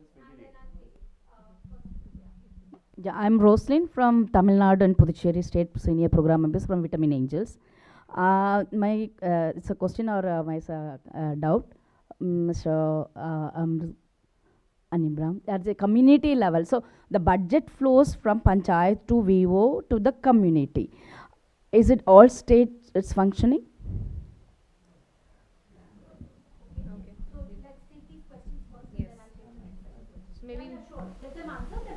Maybe you start with Anirban. Yeah. So I'll start with the last question first. So the fund flow mechanisms are different in different states. It necessarily doesn't mean that the money flows from the panchayat to the VO or any. The fund flow mechanisms are basically different. The devolution in the panchayat systems are stronger in the southern states vis-a-vis the northern and eastern states. So most of the northern states, practically there is very little devolution. So parallel systems are there. So there will be a separate WCD, the health, the education. All of them have parallel, planning processes and planning systems which do not integrate with the panchayat. So that's a different challenge. So but still, I didn't get your question fully. You wanted to say something else beyond that. The fund flow is there, so that the program is well, fact champions are there in the community level, the program goes well. That's what I asked. Why is there all the states that? No, that is not true in most of the places. There are some states like Tamil Nadu, Kerala, where there is stronger engagement between the community groups and the panchayats. But if you look at north of Vindhyas, there is a lot of challenges in this space. Now coming to this other point on Moringa, which you said, actually as we speak, the Ministry of Rural Development is looking at a whole program to create not only, there are technical challenges in dried Moringa leaves, so and it requires sophisticated processes which can be done, but it is being looked at a very large scale. There are plans to take up aggregation centers at the block level where Moringa plants are done through MGNREGA, but they are procured and processed at a block level. And also nutraceuticals are companies, there have been some engagement happening. So eventually, my sense is it will take 2 to 3 years for all these things to stabilize. In 2 to 3 years, there will be supply chains being created as the plantations are now getting pushed through the MGNREG. Rest of the supply chains, the discussions are on. Hopefully in 2-3 years it will stabilize. And there are very large players in India who have shown interest and given letters of intent to work closely with the Ministry of Rural Development on this issue. And on the Janarogya committee, which I fully agree with what you're saying, that's why what I have been talking, that use existing platforms which work. So don't try to create another one. We know NHMA, all of us who have worked on the field, there are some states where it works well, but in majority of the places, these additional committees which are getting created, it is very difficult to get it up and running because institutional development takes a lot of energy and effort. So let us invest in those places which are already there. Panchayats are a statutory, it is there across the country, and there is a constitutional mandate for us to work with it. And second is, with NRLM's effort over the last 10 years, the SHGs are also reasonably functioning in most states. There are some states where it is not functioning so well, but at least in 22, 23 states, it is functioning very well. So let's focus on these. Thank you. Thank you. Over to you, Dr. Chaudhary, for that question on how do you really monitor adolescent girls?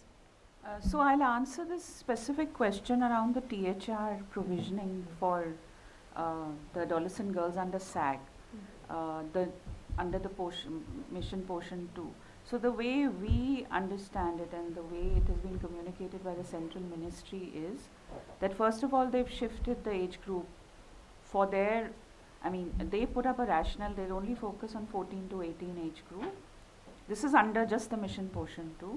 And the THR is for the girls who will be enlisted as a part of the process, and it'll not be the school girls, it'll be all those who are out of school. So the provision is only for those who they are able to mobilize and bring to the Anganwadi center. So if you look at the guidelines, they're very interesting, a nutrition component and a non-nutrition component. The non-nutrition component is skills and linking them. For the first time, I think they're talking of an explicit convergence mechanism for the adolescent girls program. So the THR component is only for the out of school, whoever they can list. And I think you people must have noted that the budget allocations for the adolescent girls program is only for the aspirational districts. The government only has money for the aspirational districts. So if a state wants to do the non-aspirational district for the adolescent girls, then they either mobilize their own treasuries or they look at other support or development partners. So it's not completely covered. But I think the ministry needs to be credited that at least they have put this on the table in a more systematic form than earlier, and hopefully they'll start with the NE states where there's a lot of energy to take this agenda forward. Thank you.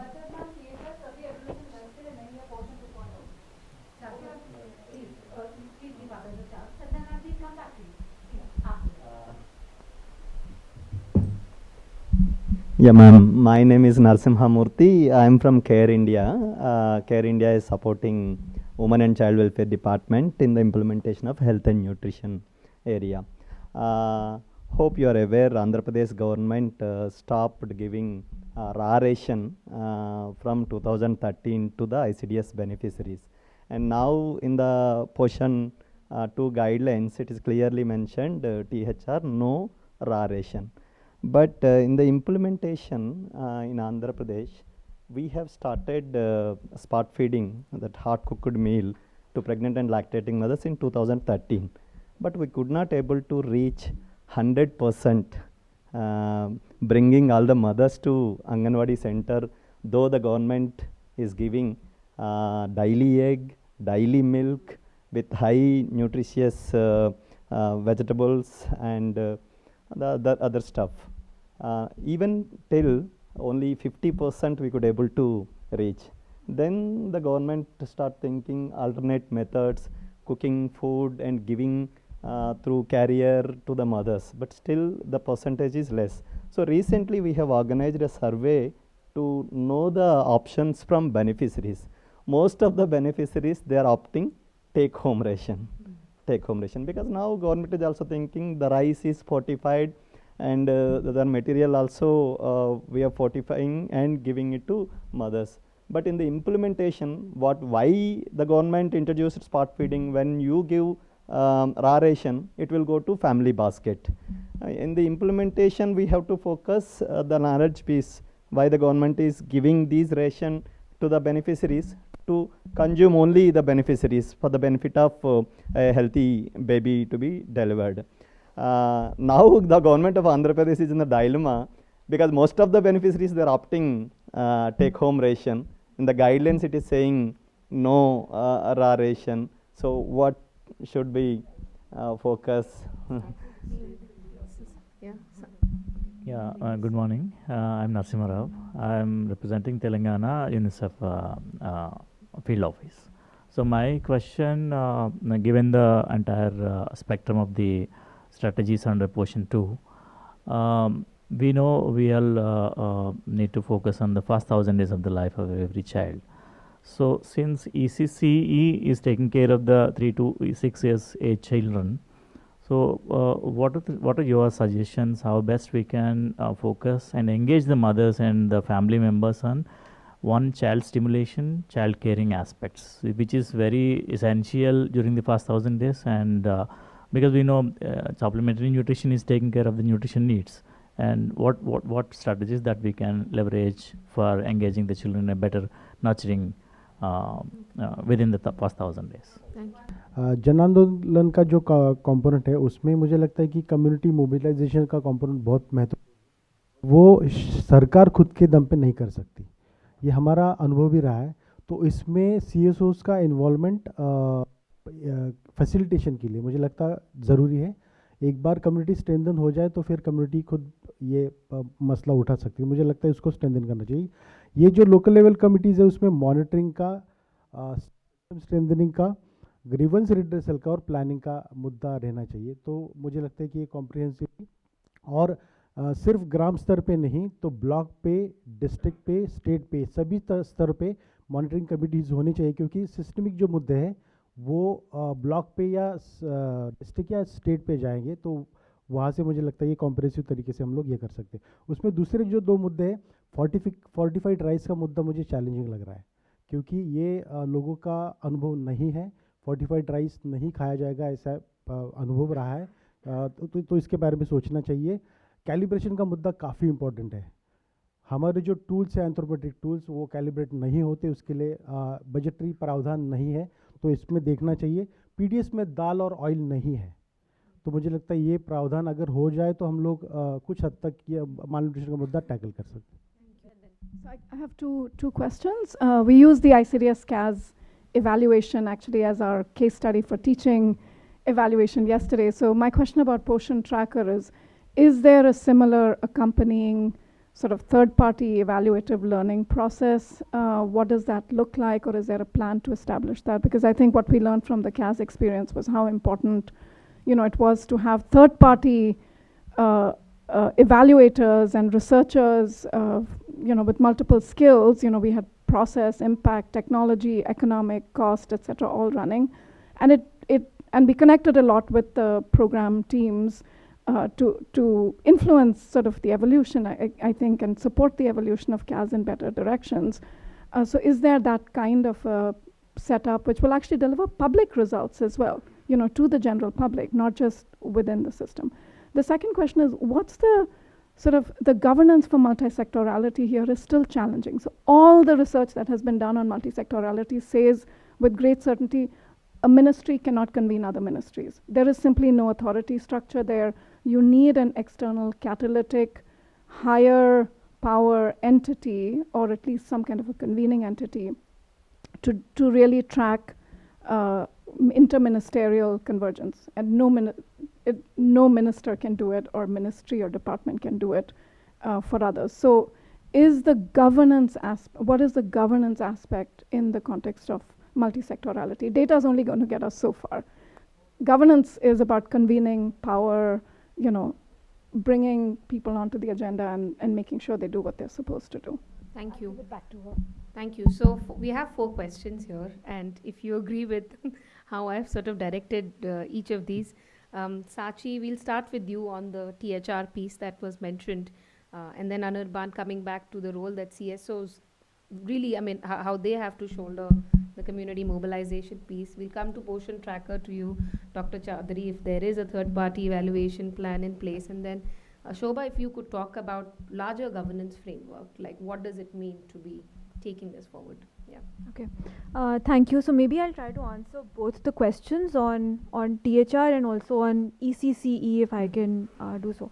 So first, I think there's a big range between raw ration and spot feeding. So I think we need to think about what THR is meant to be a packaged food. It's not very clear guidelines, not raw food, which means not rice or dal separately, right? So it's a food, it's a package that is energy dense, high nutrient packaged food that should be provided. And I think that's where, Andhra Pradesh has its own experience of providing Bal Amritam, which actually I think in my limited knowledge is one of the better nutrient dense foods that are provided as part of the supplementary nutrition program. So I think it's a question of thinking about that, what within the guidelines of THR, and also I think states have the ability, they have the legitimacy to do as they please. So many states have introduced, as you said, eggs, milk. There's also the links with Poshan Vatika and bringing in fresh fruits and vegetables, moringa. So I think that is that those guidelines are clear. It's also about ensuring that there is a certain quality that is provided to the community. So I think that's where the raw ration, and also ensuring that it's focused on the beneficiary and not the family. For that, there are many, I think, things that have been tried. Labeling of packages, provision of recipes, and also the counseling and support that frontline workers can provide to the family, to the not just the mother, because it's not purely the responsibility of the mother, but also the family more broadly. So I think I hope that answers your question a little bit. To your question around having a more enabling sort of ecosystem for child development beyond just the supplementary nutrition program, again, I think some states have tried this. Orissa most recently has actually expanded to have full day creches, to provide eggs, as well as more of an enabling environment for children's psychosocial development. And I think Pratham has been working with the government of Orissa along with Ekjot and with PHRN. So there's, that sort of bringing together civil society and government to really deliver what is a more holistic ecosystem for child development beyond just supplementary nutrition. And I think many of the northeastern states are also thinking about this. Linking back to what's the policy framework, with Saksham Anganwadis, I think we have the opportunity over there to think about what these Saksham Anganwadis can look like. At the moment, my understanding is it's more around digitally equipping them, ensuring that there is but that link with primary schools is also there. So thinking beyond 1,000 days to thinking about children up to the age of 6, I think the Saksham Anganwadis provide us a little bit of that policy opportunity.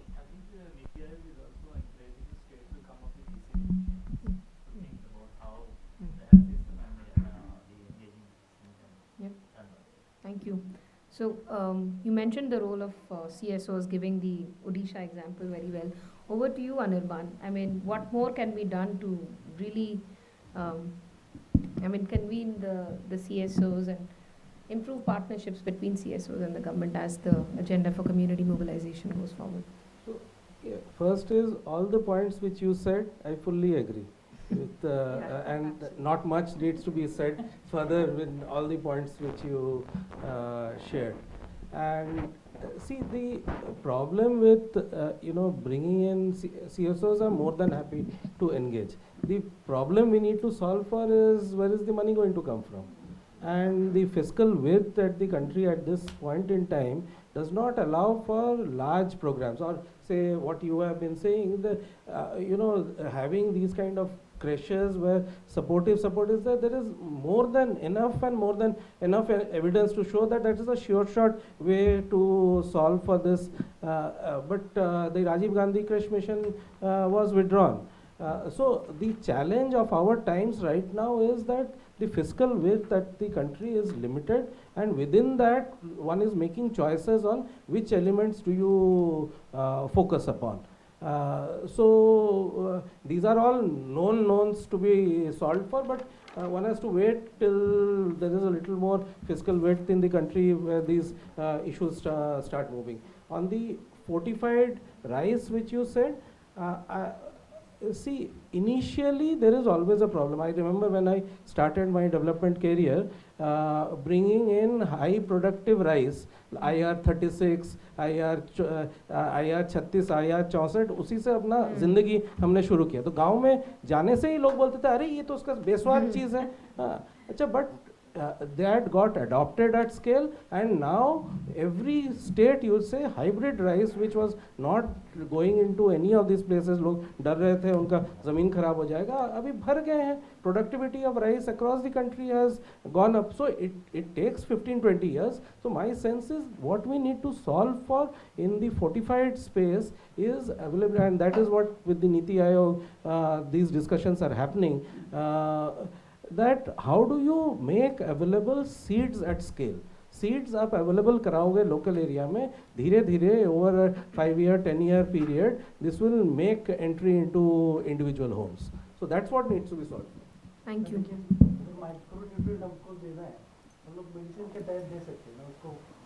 So these are all different pathways which are there. Over to you, Dr. Chaudhary, on third-party evaluation of Poshan Tracker, just its evaluation in terms of the larger benefits it can, such an evaluation. Yes, so as I said, Purnima, the entire Poshan Tracker process has been with the MoWCD and the National E-Governance Division, who they are working with very closely. Now, as we saw, they consulted the states fairly extensively in how it's working and how it's being rolled out. I think the development partners, particularly the Gates Foundation and the World Bank, we kind of urge them to look at whatever came out of the ICDS tracker because so much of information was there. So currently the situation of, as I understood it on August 30th is the last update that I have, is that currently they are still in the stabilization phase. For example, the supervisory module is not being up and ready. The dashboards are not been finalized.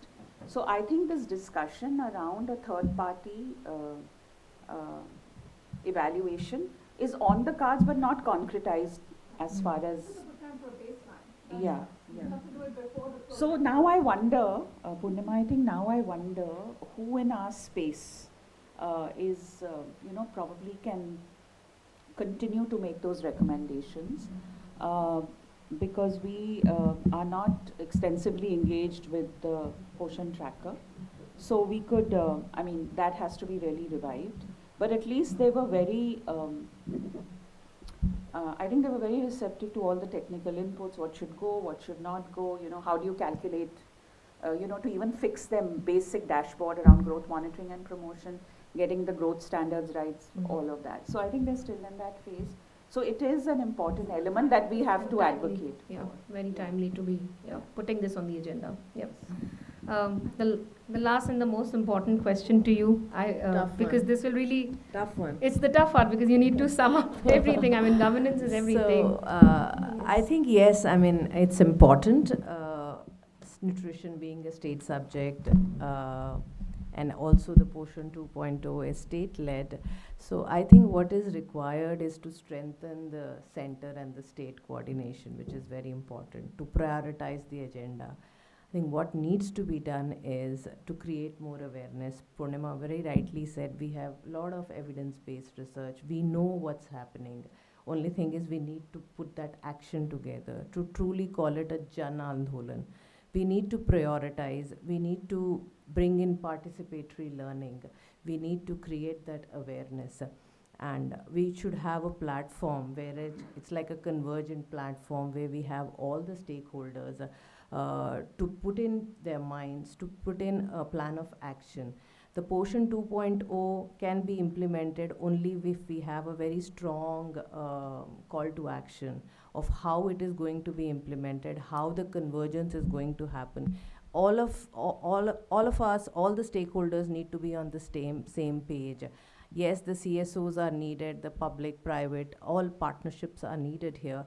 So the idea is to put all the stakeholders together to bring in a call for action and to implement it through a roadmap which could bring in to life the Poshan 2.0 and what it is meant for, and to kind of looking at the larger goal when we talk about the SDGs or the global nutrition targets, and how India is going to fare, and how India fares largely, also looks at how we are going to achieve the SDGs globally. So India plays a very major role. So I think we have a lot of work to do ahead, putting together minds, the right minds, all stakeholders, and bringing out a roadmap to actually be able to implement the Poshan 2.0. But my question is very specific. It was very specific.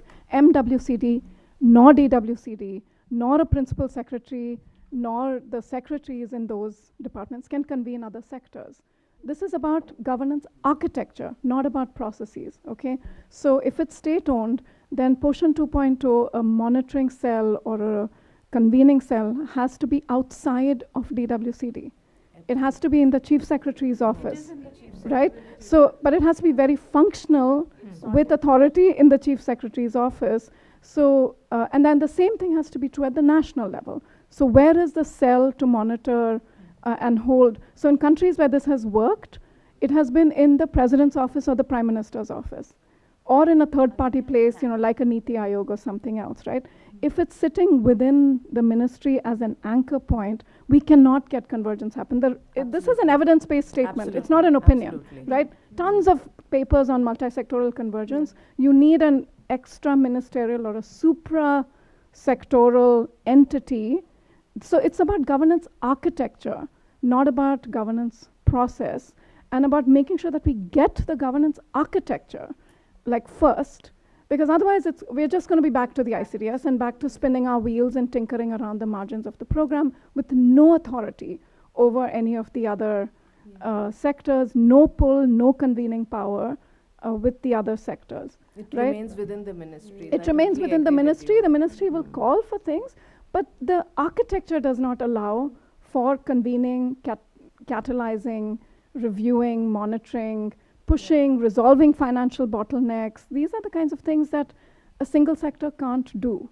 So it should be in a planning office, it should be in a chief secretary. It has to be higher than the sector. That's the point. So the architecture, I mean, if there's even 1 or 2 states that get the architecture right, they'll help to move the agenda forward. I think Odisha does set an example in the kind of governance they have shown in bringing about an impact, and we could probably learn from the other countries. Yeah, and where maybe take this as a feedback to the the Poshan Abhiyan too. Dr. Deepika, Yeah. do you want to add? No, just to add that the chief secretary's convening power wherever they have tried it works, because they sit kind of outside, they have the authority to call. Now I'm not arguing about the central level, but still we have seen that at least during the Poshan Abhiyan phase, particularly for Jan Andolan and for specific action, it was interesting to see that the secretary, I think because of support of Niti Aayog and others, was able to convene. But we saw that only for Jan Andolan because probably that was easier to get. So I was looking at the guidelines, Purnima, so it still doesn't sit outside. It's the Empowered Program Committee, which is again chaired by the ministry. Yeah. So I had, there's a recent example. We are taking forward, our social protection team is taking forward a program in Meghalaya. And so they were confronted with the same thing. They wanted to do adolescent girls. So they said, we're not going to any sector. So fortunately, the Department of Planning has agreed to house it. And so we will have greater chances of success. But the chief secretary at the state has to be involved. Just to add to that, I think at the district level also with the DM, we have that institutional space, and I do see that effort to activate that in a better manner than earlier. I think it's as we come up to the central level, but then also to Shobha's point about Orissa, I think Orissa really, I mean, just coming up with a nutrition budget, that itself I think shows this, this perspective that it sits outside of a department. I think taking that to maybe a logical end, right? Like in terms of how do you then mobilize planning, monitoring, action plans, all of that. I think maybe that's where more work needs to be. Okay. So one is that, one stark difference that I'm seeing is this push for Ayush, right? And I know, it's been talked about a lot, but not in this context. I think not enough, I think, in the last 4 days. But is the government putting any regulation mechanisms for the alternate medicine system? And okay, you're clearly nodding no, so I'm guessing that is answered. But it is needed. And and what do those regulation mechanisms look like, especially for Ayurveda, homeopathy, where you can't do large clinical trials. So one was that. The second one is that so much of the success of Poshan 2.0 is going to be dependent on the service delivery by Anganwadi workers, ASHA workers, ANMs. What is being done to strengthen their, not just capacities, because the whole training modules and everything are overdone, right? They're also stretched out because of that. But what else is being done for the frontline workers to improve, to make them more accessible? Because we were in Nagaland and we saw that all the paperwork for Poshan Tracker at the frontline worker level is happening completely on paper. And then it has to be transferred. Right? So for them it's just become an extra kind of process. And when we did ask them, what is your role generally and what does your day look like, the main answer was paperwork. And that seems to be it. Upar se we're talking about counseling, and counseling requires time on the field. So that's another concern. And I think the last bit is that this increased focus on having women champion this, right? But we've also been talking about the role of engaging men. And it seems like there's no accountability for men in the nutrition space. And again, it feels, on one side, of course, you're empowering women and bringing agency for them to demand these services. But on the other side, you're also devolving that accountability from men who have traditionally kind of been in those positions of power. So how does all of this play out? We'll make this the last question then, Shweta. Yeah. Respecting time of the panelists. Hi, my Swapnil Sathi.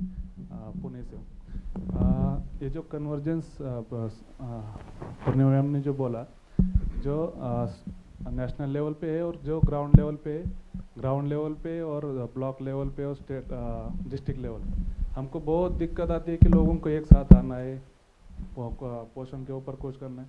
तो ऐसा कुछ पोषण अभियान में कुछ ऐसा है कि अकाउंटेबल है क्या कोई कि कोई एक कन्वर्जेंस कर सकता है या आगे कुछ ले सकता है?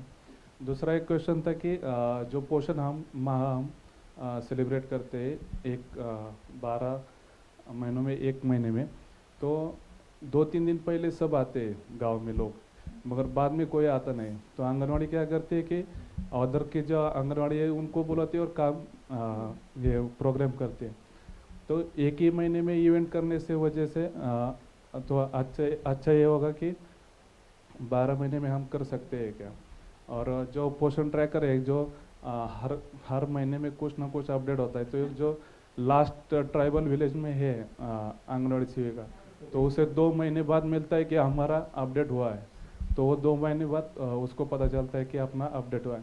तो जो कैश बहुत अच्छा चल रहा था और फिजिकली उसका ट्रेनिंग हुआ था, तो ये इसका ऑनलाइन हुआ है, तो ये बहुत दिक्कतें आ रही। Yeah, I think all this round of questions is more on practical realities and basically sharing experiences rather than putting you on spot. But I think a major message for I think the partners here is also to be able to be sensitive to these comments, and these people are coming from those realities. But yeah, and some acknowledgement of these challenges. In addition to those challenges, I'm just adding a little bit of what we have had experience on. So 2 things. One is that there are now state level initiatives in addition to central level demands and asks, which presses on or impinges. We keep calling her the poor, bearer of doing all the activities, the frontline workers, but we are continuously still increasing her workload. So there are many states right now which are asking her to do twice that work, because one is for center and one is for state. So is there any, that we're talking about convergence between, what about this kind of convergence? And B, what for NCDs and overweight obesity, I think it's still lip service.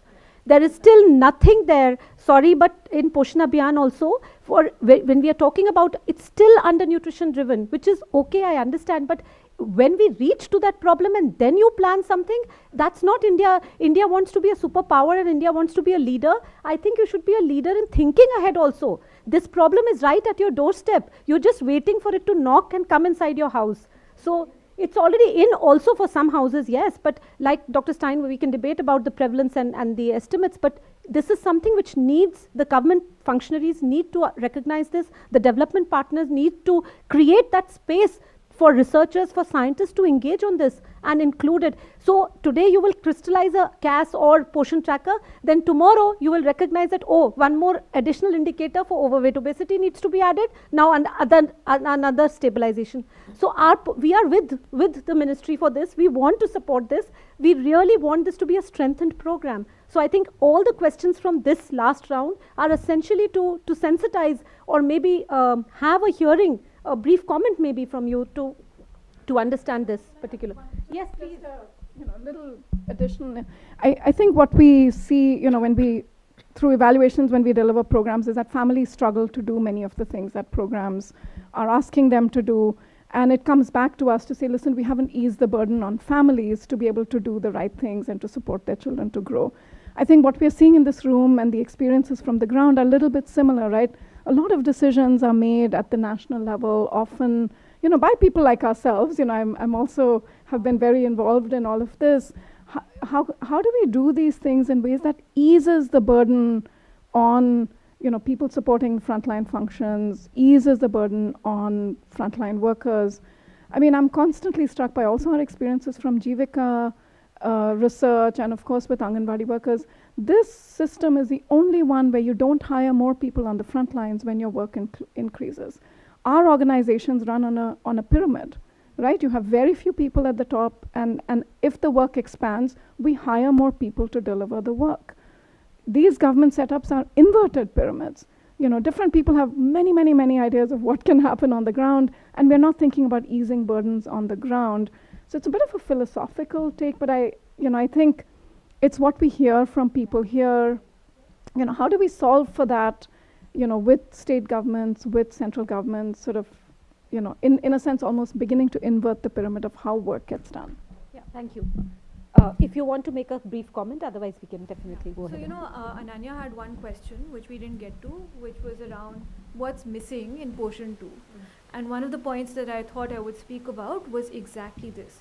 What are we putting on our frontline workers? Why are we not thinking about supporting them more? Why are we not thinking, when we think about, we are talking a lot about women-led development, we have to think about all of these as workloads that women at the front line, at the grassroots are bearing, and we need to value that. So I think, even from the work that I do on gender equality and women's economic empowerment, we have to value women's time and women's work. And I think this is, Anganwadi workers are one of the most overburdened workers, and we don't even recognize them as workers in large parts of the country.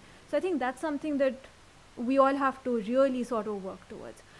Coming back to your question around how do we support frontline workers, I think it's a great question. I think we need to do a lot more work on this. So I'm just going to speak to three small pieces of work that I'm aware of. In Bihar, we had run a pilot with the government of Bihar called team-based goals and incentives. The idea was getting, and it was like a AAA platform, the ASHA, the Anganwadi worker, and the A&M all coming together, identifying the catchment area, who are the beneficiaries in the 1,000-day window, and having a team-based approach. Because we all recognize that it's a continuum. There are so many points at which women and children and families actually can drop out. So how do we ensure that the system comes together across departments to be able to support this? I'd add a fourth piece to this, the panchayats, right? Because that's what we're speaking a lot about today. And as Anirban said, it's across the country. There should be no village which does not have a panchayat. The second, I think, is the work that the government of Gujarat did some time ago, where they brought together the sectors of the Ashas and the Anganwadi workers. So there's 100% overlap. Again, that supports this effort of ensuring that nobody drops out, and that there's a team, right? Even if it's just two people, there's a team. It's not one person's task alone. And then the third one that I'll point to is, again, work that's happening that Purnima has been involved in, IFPRI, Alive and Thrive, government of UP, government of Gujarat. There is this effort to really study what does convergence look like for the household level. And there again, looking again at the frontline, at the three frontline workers and the panchayats, but ensuring that sort of links back up with the administration in a much stronger way. So I think these are small examples, and I think we need to think about taking taking learnings from these to scale, whether that's at a state level or even nationally over time. Yes. A point on that recently when the ASHA, it was the WHO awards that went for this, the COVID initiative to ASHA workers. And I mean, I'm as attached to ASHA workers but I also thought, what about that workforce which toiled, which we for one really knew what they delivered. And they really need much more support and recognition. And at least, in the World Bank also, we've been advocating, while there's a lot of analytical and support work for health workers, this system, because people don't understand, it's always missed out. So how are we going to support? How are we going to capacitate? How are we going to incentivize? They don't even manage to get that little incentive. On time. Absolutely point taken on all thank points. you. Thank you. I think that was the purpose today. Role of men? Very briefly. I completely agree with you. But I think the way forward in the current context, in the current situation where we are on gender and patriarchy in this country, maybe smaller pilots, smaller demonstrations are needed. There is not enough work on masculinity in India, and there needs to be more dedicated, and definitely I haven't heard of any scale pilot in India. There are small pockets of work by different people, and again looking at multiple different types of issues, but related to child care and also the other end of the challenge, which is geriatric care. So both these spaces, women are overburdened. So around these spaces, more dedicated, maybe donor funded programs which create a pathway of change, then one can go and talk to the governments. At this stage, I don't think with the kind of stuff we have, any senior leadership is going to listen to us. Thank you. Playing into expectations there on a day-to-day basis on that front, we will be collecting data on that in at least very one helpful. district. Some data on that. That's Otherwise, going general discussion with leadership will doesn't not make sense. materialize. All right, okay. I will take this opportunity to really thank our panelists for being so sporting and, and extending.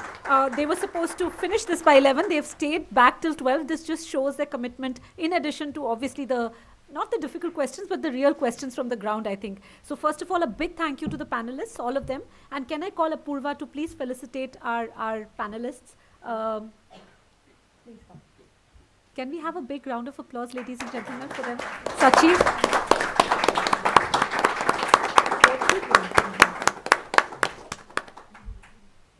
Dr. Deepika.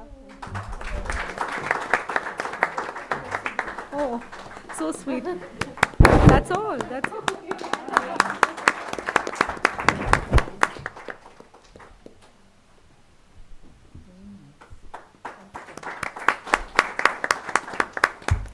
All right, that brings me to a close to this session, and I really want to thank Ananya again.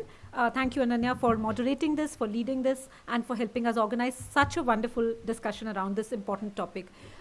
We definitely don't want to end with this message that all is doom and gloom. There are definitely optimism emanating out of this panel, saying that people are ready to listen to things which are real, and we need better evidence to support this, guys. So all of you who are doing your work, you have to do it even better when you go back from here. Put that extra little zing into your, whether it's data collection, whether it's analysis, whether it's writing, or whether it's informing or having discussion or meetings. I think even that small bit, that last mile delivery here will also make an impact. So also makes a difference. So I think somewhere, rather than putting anyone on the spot, it's everybody who is at stake. And so it's a collective responsibility that we all would like to acknowledge and end this with. May I please invite you to join us for tea and have extended discussion again outside, and then we'll reconvene inside. Thank you so much, everyone. Thank you. Thank you.